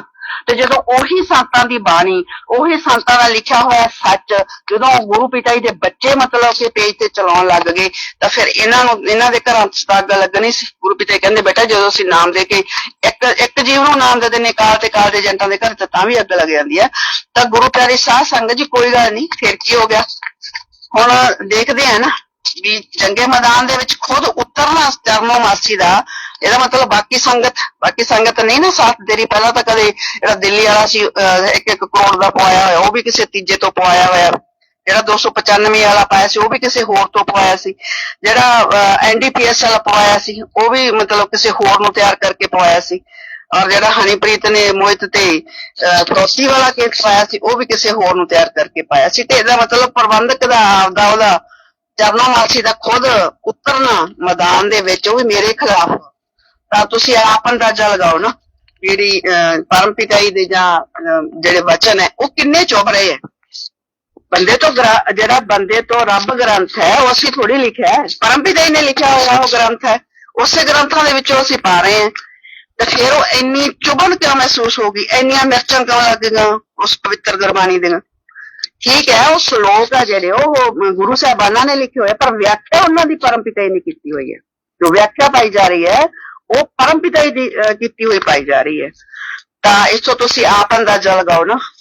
ਤਾਂ ਬਾਕੀ ਕੋਈ ਗੱਲ ਨਹੀਂ, ਜਿਹੜੇ ਇਹਨੇ 4 ਗਵਾਹ ਖੜੇ ਕੀਤੇ ਹੋਏ ਉਹ ਵੀ ਯੂਥ ਵਰਾਂਗਣਾਵਾਂ ਦੀਆਂ 3 ਇਹਨੇ ਆਪਦੀਆਂ ਜ਼ਿੰਮੇਵਾਰ ਖੜੀਆਂ ਕੀਤੀਆਂ ਹੋਈਆਂ। ਇੱਕ ਇੱਥੋਂ ਕੋਟ ਫੱਤੇ ਤੋਂ ਕਿਸੇ ਯੂਥ ਦੀ ਮੈਂਬਰ ਹੈ ਜਿਹੜੀ ਉਹਦੇ ਘਰ ਵਾਲਾ ਖੜਾ ਕੀਤਾ ਹੋਇਆ। ਤੇ ਕੋਈ ਗੱਲ ਨਹੀਂ, ਇਹ ਤਾਂ ਭਾਈਦਿਆਂ ਨੂੰ ਵਾਹਨ ਇੱਕੋ ਜਿਹੀ ਹੈ। ਜਿਹੜੀਆਂ ਕਰਤੂਤਾਂ ਮਤਲਬ ਹੁਣ ਤੱਕ ਚਰਨੋਂ ਮਾਸੀ ਦੀਆਂ ਤੇ ਸਾਰੀ ਸਾਧ ਸੰਗਤ ਜੇ ਖੜ ਕੇ ਗਨਾਉਣ ਲੱਗ ਗਈ ਤੇ ਖੜੂਗੀ ਕਿੱਥੇ ਇਹ ਕੀ ਸੋਚਦੀ ਹੈ ਵੀ ਜੇ ਇਹਦੇ ਹੱਕ ਦੇ ਵਿੱਚ ਵਿਚਾਰ ਉਹ ਵੀ ਗਵਾਹ ਮੈਨੂੰ ਪਤਾ ਹੀ ਹੈ। ਜਿਹੜੀਆਂ ਬਠਿੰਡੇ ਦੀਆਂ 2 ਜ਼ਿੰਮੇਵਾਰ ਬਣਾਈਆਂ ਉਹਨਾਂ ਦਾ ਕਿੰਨਾ ਕੁ ਰੈਪੂਟੇਸ਼ਨ ਆ ਬਠਿੰਡੇ ਦੇ ਵਿੱਚ, ਔਰ ਜਿਹੜੇ ਬਾਕੀ 2 ਬਣਾਇਆ ਉਹਨਾਂ ਦਾ ਰੈਪੂਟੇਸ਼ਨ ਵੀ ਸਾਰਾ ਸਾਨੂੰ ਪਤਾ ਹੀ ਹੈ। ਔਰ ਇਹਦੀ ਅੱਜ ਜਿਹੜੀ ਹੈਗੀ ਹੈ 4 ਸਾਲਾਂ ਬਾਅਦ ਇਹਨੂੰ ਯਾਦ ਆ ਗਿਆ ਕਿ ਇਹਦੀ ਇੱਜ਼ਤ ਹੈ ਜਿਹੜੀ ਉਹ ਮਤਲਬ ਕਿ ਸਮਾਜ ਦੇ ਵਿੱਚ ਖਰਾਬ ਹੋ ਰਹੀ ਹੈ ਸਾਡਾ ਲਾਈਵ ਦੇ ਵਿੱਚ ਬੋਲਣ ਦੇ ਨਾਲ। ਤੇ ਜਿਹੜਾ 13 ਲੋਕਾਂ ਨੂੰ ਪ੍ਰੇਰਿਤ ਕਰ ਕਰਕੇ ਔਰ 25-25 ਸਾਲ ਦੇ ਬੱਚਿਆਂ ਨੂੰ ਅੱਗਾਂ ਲਵਾ ਦੇਣੀਆਂ ਔਰ ਇਹ ਬੋਲਣਾ, ਮੈਨੂੰ ਉਹ ਚੀਜ਼ ਕਦੇ ਨਹੀਂ ਭੁੱਲ ਸਕਦੀ ਚਰਨੋਂ ਮਾਸੀ ਦੀ, ਜਿਹੜੀ ਜਿਸ ਦਿਨ ਇਹਨੇ ਬੰਗੀ ਵਾਲੇ ਲੜਕੇ ਨੇ ਅੱਗ ਲਾ ਕੇ ਮੱਚਿਆ 2007 ਦੇ ਵਿੱਚ 28 ਅਗਸਤ 2007 ਦਾ ਉਹ ਦਿਨ, ਤਾਂ ਇਹਨੇ ਇਹ ਗੱਲ ਹੱਸ ਕੇ ਕਹੀ ਕਿ ਮਤਲਬ ਕਿ ਉਦੋਂ 3-4 ਮੁੰਡੇ ਉਸ ਤੋਂ ਪਹਿਲਾਂ ਆਪਣੇ ਆਪ ਨੂੰ ਅੱਗ ਲਾ ਕੇ ਮੱਚ ਚੁੱਕੇ ਸੀ। ਤਾਂ ਕਹਿੰਦੇ ਇਹਨੇ ਹੱਸ ਕੇ ਗੱਲ ਕਹੀ, ਕਹਿੰਦੇ ਵੀ ਘੱਟੋ ਘੱਟ 15-20 ਮੁੰਡੇ ਇਸ ਤਰ੍ਹਾਂ ਕਰਨ ਤਾਂ ਗੱਲ ਬਣਦੀ ਹੈ। ਕਮਾਲ ਦੀ ਗੱਲ ਹੈ, ਤੁਹਾਡੇ ਆਪਦੇ ਵੀ ਤਾਂ ਸਾਰੀਆਂ ਭੈਣਾਂ ਦੇ ਮੁੰਡੇ ਹੈ ਨਾ, ਭਰਾ ਦੇ ਵੀ ਸਭ ਦੇ ਹੈ, ਤੇ ਫਿਰ ਉਹਨਾਂ ਦੀ ਬਲੀ ਕਿਉਂ ਨਹੀਂ? ਕਿਉਂ ਮਤਲਬ ਸਾਧ ਸੰਗਤ ਦੇ ਬੱਚਿਆਂ ਨੂੰ ਹੀ ਪ੍ਰੇਰਿਤ ਕਰਕੇ ਕਿਉਂ ਉਹਨਾਂ ਨੂੰ ਇਸ ਤਰ੍ਹਾਂ ਦੇ ਕੰਮ ਕਰਨ ਵਾਸਤੇ ਦਿੱਤਾ ਗਿਆ? ਤੇ ਕਿਹੜੇ ਇਹ ਮਤਲਬ ਕਿ ਗੱਲ ਬਣਾਉਣਾ ਚਾਹੁੰਦੀ ਸੀ ਵੀ ਬੱਚੇ ਜਿਹੜੇ ਹੈਗੇ ਇਸ ਤਰ੍ਹਾਂ ਅੱਗਾ ਲਾਉਣ ਤੇ ਫਿਰ ਗੱਲ ਬਣਦੀ ਹੈ। ਕਹਿੰਦੀ 15-20 ਘੱਟ ਤੋਂ ਘੱਟ ਬੱਚੇ। ਇਹੋ ਜਿਹੀਆਂ ਕਰਤੂਤਾਂ ਔਰ 2017 ਦੇ ਵਿੱਚ ਕਿਹਨੂੰ ਨਹੀਂ ਪਤਾ ਵੀ ਕਿਵੇਂ ਇਹਨੇ ਯੂਥ ਵਾਲੀਆਂ ਲੜਕੀਆਂ ਤੇ ਕਿਵੇਂ ਯੂਥ ਵਾਲੇ ਜਿਹੜੇ ਹੈਗੇ ਸੀਗੇ ਲੜਕੇ ਕਿਵੇਂ ਉਹਨਾਂ ਨੂੰ ਪ੍ਰੇਰਿਤ ਕਰਵਾ ਕੇ ਕਿਵੇਂ ਜਿਹੜਾ ਸਮਾਜ ਵਿਰੋਧੀ ਤੇ ਦੇਸ਼ ਵਿਰੋਧੀ ਜਿਹੜੀਆਂ ਗਤੀਵਿਧੀਆਂ ਕਰਵਾਈਆਂ। ਤੇ ਜਿਹੜਾ ਇਲਜ਼ਾਮ ਇਹਨੇ ਲਾਇਆ ਵੀ ਮਤਲਬ ਕਿ ਵੀ ਮੈਨੂੰ ਇਹ ਤੇ ਲਾਇਆ ਜਾਂਦਾ ਵੀ ਇਹ ਡੇਰਾ ਸੱਚਾ ਸੌਦਾ ਦੀ ਸਾਧ ਸੰਗਤ ਤੋਂ ਚੰਦਾ ਇਕੱਠਾ ਕਰਦੀ ਹੈ ਜਾਂ ਫੰਡ ਇਕੱਠਾ ਕਰਦੀ ਹੈ ਜਾਂ ਵੋਟਾਂ ਦੇ ਤੌਰ ਤੇ ਸੰਗਤ ਨੂੰ ਪ੍ਰੇਰਿਤ ਕਰਦੀ ਹੈ, ਤੇ ਇਹਨੂੰ ਕੌਣ ਨਹੀਂ ਜਾਣਦਾ? ਸਾਰੀ ਸਾਧ ਸੰਗਤ ਨੂੰ ਪਤਾ ਨਾ। ਸਾਧ ਸੰਗਤ ਹੀ ਸਾਨੂੰ ਜਿੱਥੇ ਜਿੱਥੇ ਇਹ ਜਾਂਦੀ ਹੈ ਬਲਾਕਾਂ ਦੇ ਵਿੱਚ, ਤਲਵੰਡੀ ਸਾਬੋ ਦੇ ਜਦੋਂ ਵਿੱਚ ਜੱਸੀ ਦੇ ਪਿੱਛੇ ਤੁਰੀ ਫਿਰਦੀ ਸੀ ਰੋਜ਼ ਪਿੰਡਾਂ ਦੇ ਵਿੱਚ, ਸਾਧ ਸੰਗਤ ਖੁਦ ਫੋਨ ਦੀਆਂ ਰਿਕਾਰਡਿੰਗ ਕਰ ਕਰਕੇ ਭੇਜਦੀ ਹੈ ਵੀ ਆਹ ਦੇਖੋ। ਜਿੱਥੇ ਪ੍ਰਮਾਰਥ ਲੈਣ ਜਾਂਦੀ ਹੈ ਉੱਥੇ ਵੀ ਰਿਕਾਰਡਿੰਗਾਂ ਕਰ ਕਰਕੇ ਭੇਜਦੀ ਹੈ, ਔਰ ਜਿੱਥੇ ਵੋਟਾਂ ਮੰਗਣ ਜਾਂਦੀ ਹੈ ਉੱਥੇ ਵੀ। ਤੇ ਫਿਰ ਕੋਰਟ ਨੂੰ ਗੁੰਮਰਾਹ ਕਿਸ ਵਾਸਤੇ ਕਰ ਰਹੀ ਹੈ? ਅੱਜ ਮਤਲਬ 4 ਸਾਲਾਂ ਬਾਅਦ ਇਹਨੂੰ ਇਹਦੀ ਇੱਜ਼ਤ ਯਾਦ ਆ ਰਹੀ ਹੈ। ਮਤਲਬ ਦੱਸਿਆ ਜਾ ਰਿਹਾ ਨਾ, ਇਨਡਾਇਰੈਕਟਲੀ ਦੱਸਿਆ ਜਾ ਰਿਹਾ। ਅਸਲ 'ਚ ਗੁਰੂ ਪਿਆਰੀ ਸਾਧ ਸੰਗਤ ਜੀ ਇਹੋ ਜਿਹੇ ਦਲਦਲ ਦੇ ਵਿੱਚ ਫਸ ਗਏ ਨਾ, ਇਸ ਦਲਦਲ ਦੇ ਵਿੱਚੋਂ ਨਿਕਲਣਾ ਇਹਨਾਂ ਲਈ ਨਾਮੁਮਕਿਨ ਹੈ।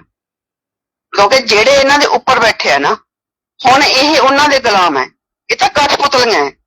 ਜਿਵੇਂ ਮਤਲਬ ਉੱਪਰਲੇ ਇਹਨਾਂ ਦੇ ਆਕਾ ਜਿਹੜੇ ਹੈਗੇ ਆ, ਅਸਲ ਮਾਲਕ ਆ ਜਿਹੜੇ ਇਹਨਾਂ ਦੇ, ਨਾਗਪੁਰ ਤੋਂ ਚੱਲਦਾ ਸਾਰਾ ਸਿਸਟਮ ਇਹਨਾਂ ਦਾ, ਉਹ ਜਿਵੇਂ ਇਹਨਾਂ ਨੂੰ ਨਚਾਉਂਦੇ ਉਵੇਂ ਨੱਚਦੇ ਆ। ਤੇ ਉਹਨਾਂ ਨੇ ਇਹੋ ਜਿਹਾ ਨਚਾਉਣਾ, ਇਹਨਾਂ ਨੂੰ ਇਹੋ ਜਿਹਾ ਨਚਾਉਣਾ ਤੇ ਮੁੜ ਕੇ ਇਹ ਕਿਤੇ ਨੱਚਣ ਜੋਗੇ ਰਹਿਣੇ ਹੀ ਨਹੀਂ। ਜਿਵੇਂ ਕਹਿੰਦੇ ਨਾ ਵੀ ਧੋਬੀ ਦਾ ਕੁੱਤਾ ਨਾ ਘਰ ਦਾ ਨਾ ਘਾਟਦਾ। ਤੁਸੀਂ ਦੇਖੋਗੇ ਸਤਿਗੁਰ ਦੇ ਬੱਚਿਆਂ ਨਾਲ ਜਿਹਨੇ ਜਿਹਨੇ ਵੀ ਟੱਕਰ ਲਈ ਹੁਣ ਤੱਕ ਸਭ ਬਰਬਾਦ ਹੀ ਹੋਏ ਆ।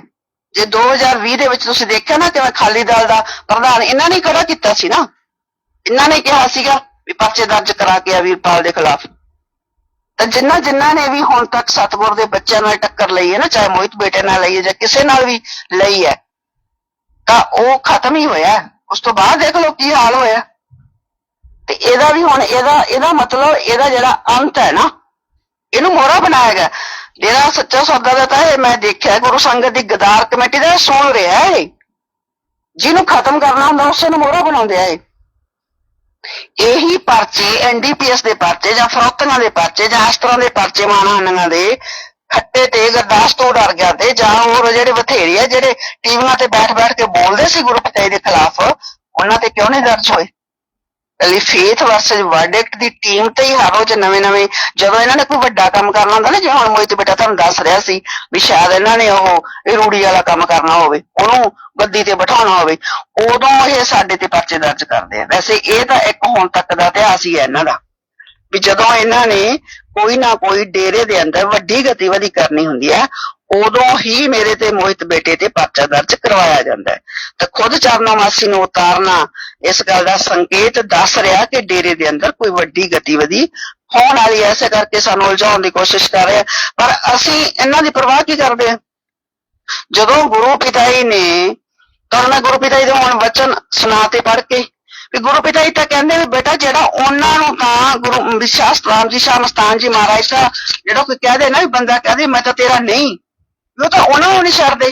ਤੇ ਜਿਹੜਾ ਕਹਿੰਦਾ ਮੈਂ ਤੇਰਾ, ਤੇ ਜਿਹੜਾ 24 ਘੰਟੇ ਹੀ ਇਹ ਕਹਿੰਦਾ ਵੀ ਅਸ ਤਾਂ ਹੈ ਹੀ ਤੇਰੇ, ਵੀ ਉਹ ਕਹਿੰਦਾ ਨਾ ਵੀ ਕੱਟਾ ਤਿੰਗੜ ਦਾ ਕਿੱਲੇ ਦੇ ਜ਼ੋਰ ਤੇ ਤੇਰੇ ਨਾਲ ਲਾਈਆਂ ਸ਼ਹਿਨਸ਼ਾਹ ਨਹੀਂ ਰੱਖਦੇ ਉਮੀਦਾਂ ਹੋਰ ਤੇ, ਵੀ ਸਾਡੀ ਤਾਂ ਅਮੀਰ ਹੀ ਕਿਸੇ ਹੋਰ ਤੇ ਹੈ ਨਹੀਂ ਸ਼ਹਿਨਸ਼ਾਹੀ ਤੋਂ ਬਿਨਾਂ। ਤੇ ਜਿਹਨੇ ਅਮੀਰ ਦੀ ਸ਼ਹਿਨਸ਼ਾਹ ਤੇ ਲਾ ਰੱਖੀ ਹੈ, ਤੇ ਫਿਰ ਗੁਰੂ ਪਿਤਾਈ ਦੇ ਤੇ ਵਚਨ ਤੁਸੀਂ ਸੁਣੀਏ ਅਰਬੋ ਗੁਣਾ, ਇਹਦੇ ਕਹਿੰਦੇ ਲਾਜ ਰੱਖਦਾ ਸੀ ਰੱਖਦਾ ਹੈ ਤੇ ਅਰਬੋ ਗੁਣਾ ਵੱਧ ਕੇ ਰੱਖੂਗਾ। ਤਾਂ ਸੰਭਾਲੋ, ਤਾਂ ਉਹਨੇ ਤਾਂ ਕਰਨੀ ਹੈ ਆਪਣੇ ਬੱਚਿਆਂ ਦੀ। ਤਾਂ ਇਹ ਤਾਂ ਬਾਕੀ ਗੁਰੂ ਪਿਤਾਈ ਨੇ ਇਹਨਾਂ ਵਾਸਤੇ ਵਚਨ ਹੀ ਕੀਤੇ ਹੋਏ ਆ ਵੀ ਇਹ ਤਾਂ ਜਿਹੜਾ ਹੈਗੇ ਕਾਨੂੰਨ ਦੀ ਜਿਹੜੀਆਂ ਹੈਗੇ ਨਜ਼ਰ ਦੇ ਵਿੱਚ ਜ਼ੀਰੋ ਆ, ਬਸ ਕਾਨੂੰਨ ਦਾ ਇਹਨਾਂ ਨੂੰ ਕੋਈ ਸਮਝ ਹੀ ਨਹੀਂ ਹੈਗੀ। ਚਲੋ ਕੋਈ ਗੱਲ ਨਹੀਂ, ਸਾਡੇ ਹੌਸਲੇ ਬੁਲੰਦ ਹੈ। ਇਹ ਛੋਟ ਮੋਟ ਤੁਹਾਡੇ ਇਹਨਾਂ ਚੀਜ਼ਾਂ ਦੀ ਤਾਂ ਅਸੀਂ ਪਰਵਾਹ ਹੀ ਨਹੀਂ ਕਰਦੇ। ਸਾਨੂੰ ਤਾਂ ਇੱਕ ਸੰਕੇਤ ਮਿਲ ਜਾਂਦਾ ਹੈ ਇਹਨਾਂ ਚੀਜ਼ਾਂ ਨਾਲ ਵੀ ਡੇਰੇ ਦੇ ਅੰਦਰ ਕੋਈ ਵੱਡੀ ਜਿਹੜੀ ਹੈਗੀ ਹੈ ਗੜਬੜ ਹੋਣ ਵਾਲੀ ਹੈ, ਸਾਧ ਸੰਗਤ ਦੇ ਨਾਲ ਕੋਈ ਵੱਡਾ ਧੋਖਾ ਹੋਣ ਵਾਲਾ ਹੈ। ਸਿੱਧੀ ਜੀ ਗੱਲ ਹੈ ਵੀ ਇਸੇ ਕਰਕੇ ਉਦੋਂ ਹੀ ਸਾਨੂੰ ਪਰਚਿਆਂ ਦੇ ਵਿੱਚ ਉਲਝਾਉਣ ਦੀ ਕੋਸ਼ਿਸ਼ ਕੀਤੀ ਜਾਂਦੀ ਹੈ। ਤਾਂ ਗੁਰੂ ਪਿਆਰੀ ਸਾਧ ਸੰਗਤ ਜੀ, ਇਸ ਕਰਕੇ ਅਸੀਂ ਤਾਂ ਬੇਪਰਵਾਹ ਹੈ। ਜਦੋਂ ਸਾਡਾ ਸਤਿਗੁਰ ਬੇਪਰਵਾਹ ਦੇ ਨਾਲ ਲਾ ਕੇ ਤੇ ਫਿਰ ਚਿੰਤਾ ਕਿਹਦੀ ਕਰਨੀ? ਗੁਰੂ ਪਿਤਾ ਕਹਿੰਦੇ ਹੁੰਦੇ ਸੀ ਨਾ ਵੀ ਜੇ ਤੁਸੀਂ ਕਹਿੰਦੇ ਆ ਵੀ ਸਾਡਾ ਸਤਿਗੁਰ ਕੁੱਲ ਮਾਲਕ ਹੈ, ਤੇ ਫਿਰ ਕੁੱਲ ਮਾਲਕ ਹੈ ਤਾਂ ਕੁੱਲ ਮਾਲਕ ਹੈ ਨਾ। ਉਹ ਪਾਰ ਬ੍ਰਹਮ ਪਰਮੇਸ਼ਵਰ ਹੈ ਜਿਹਦੀ ਸ਼ਕਤੀ ਦਾ ਕੋਈ ਅਪਰੰਪਾਰ ਹੀ ਨਹੀਂ ਹੈ ਨਾ, ਜਿਹਦੀ ਸ਼ਕਤੀ ਬੇਅੰਤੀ ਹੈ। ਤੇ ਉਹਦੇ ਨਾਲ ਲਾ ਕੇ ਉਹਨੂੰ ਆਪਦਾ ਗੁਰੂ ਬਣਾ ਕੇ ਤੇ ਚਿੰਤਾ ਕਾਹਦੀ ਕਰਨੀ ਹੈ? ਚਿੰਤਾ ਤੇ ਕਾਲ ਦੇ ਏਜੰਟ ਕਰਨ ਨਾ, ਜਿਨ੍ਹਾਂ ਨੂੰ ਸੰਤਾਂ ਦੀ ਬਾਣੀ ਚੰਗੀ ਨਹੀਂ ਲੱਗਦੀ, ਜੇ ਉਹ ਸਤਿਗੁਰ ਦੇ ਬੱਚੇ ਜਿਹੜੀ ਗਿਆਨ ਦੀ ਮਸ਼ਾਲ ਜਾਂ ਸੱਚ ਦੀ ਮਸ਼ਾਲ ਜਿਹੜੇ ਜਗਾ ਰਹੇ ਆ, ਜਿਹਨਾਂ ਨੂੰ ਉਹ ਚੰਗਾ ਨਹੀਂ ਲੱਗਦਾ, ਚਿੰਤਾ ਤਾਂ ਉਹ ਕਰਨ। ਇਸੇ ਕਰਕੇ ਅਸੀਂ ਮਤਲਬ ਕਿ ਇਹ ਜੋ ਚਰਨੋਮਾਸੀ ਸ਼ਾਇਦ ਸੋਚਦੀ ਹੋਊਗੀ ਵੀ ਪਤਾ ਨਹੀਂ ਅਸੀਂ ਇਹਨਾਂ ਨੂੰ ਇਹੋ ਜਿਹੇ ਕਿਸਾਂ ਚ ਜਾ ਕੇ ਵੀ ਜਾਂ ਇਹ ਗੁਰਬਾਣੀ ਲਿਖਣਾ ਬੰਦ ਕਰ ਦੇਣਗੇ ਜਾਂ ਇਹ ਜਿਹੜੇ ਸਾਡੇ ਗ੍ਰੰਥ ਹੈ ਪਰਮ ਪਿਤਾ ਜੀ ਦੇ ਲਿਖੇ ਹੋਏ, ਖਾਸ ਕਰਕੇ 4 ਗ੍ਰੰਥ, ਉਹਨਾਂ ਦੇ ਵਿੱਚ ਜੋ ਗਿਆਨ ਭਰਿਆ ਪਿਆ ਅਸੀਂ ਉਸ ਗਿਆਨ ਨੂੰ ਲਿਖਣਾ ਬੰਦ ਕਰ ਦਿਆਂਗੇ। ਇਹ ਤਾਂ ਸੰਭਵ ਨਹੀਂ ਹੈ।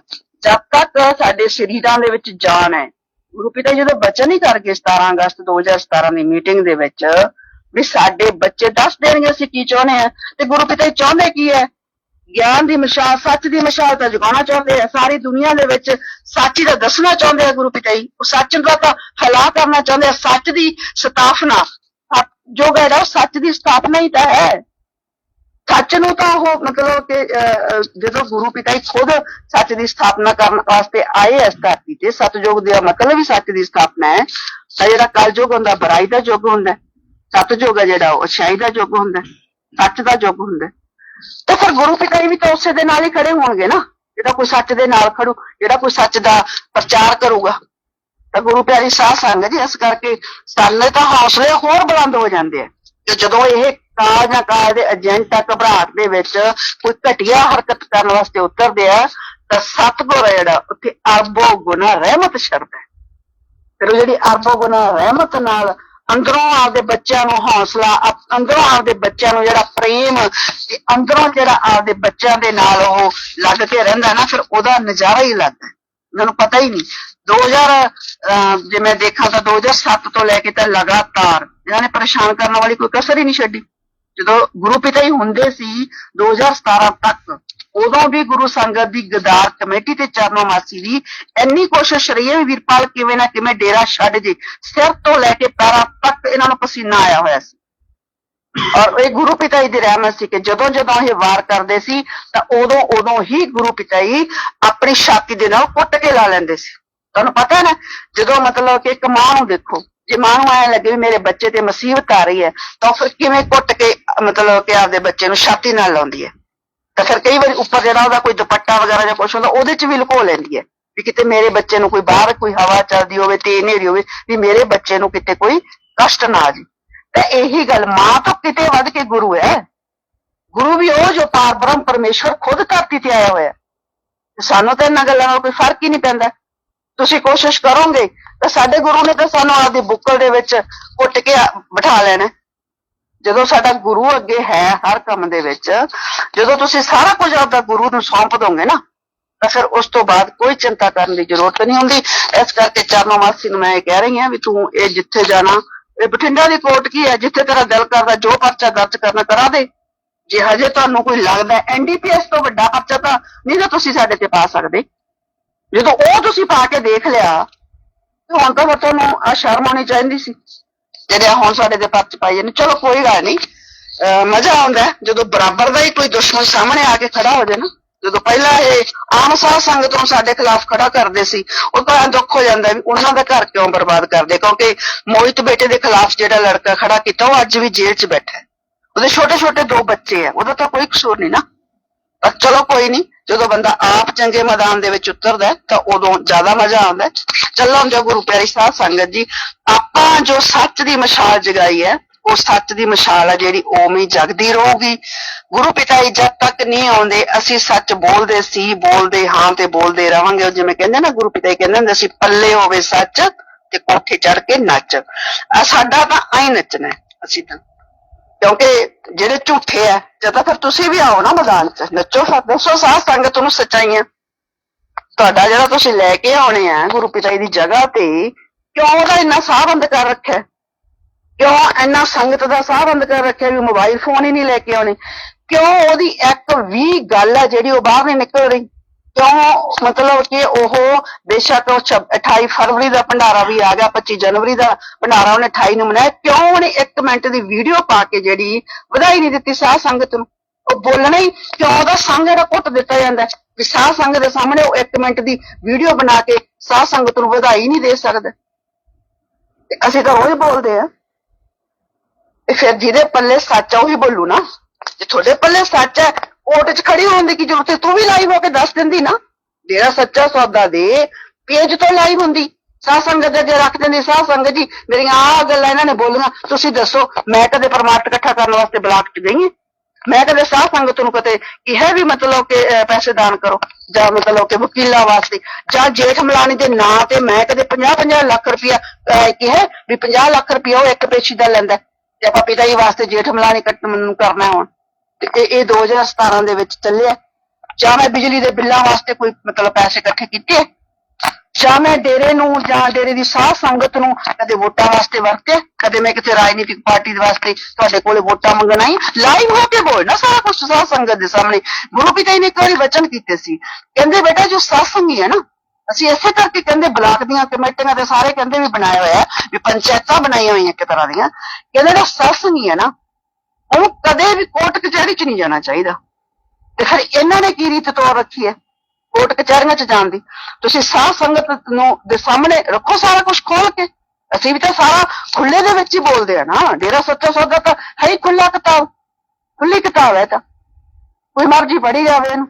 ਗੁਰੂ ਪਿਤਾ ਜੀ ਨੇ ਬਚਨ ਕਰਿਆ ਕਰਦੇ ਸੀ, ਤੇ ਫਿਰ ਕਿਉਂ ਤੁਸੀਂ ਇਹਦੇ ਪੰਨੇ ਬੰਦ ਕਰਤੇ ਆ?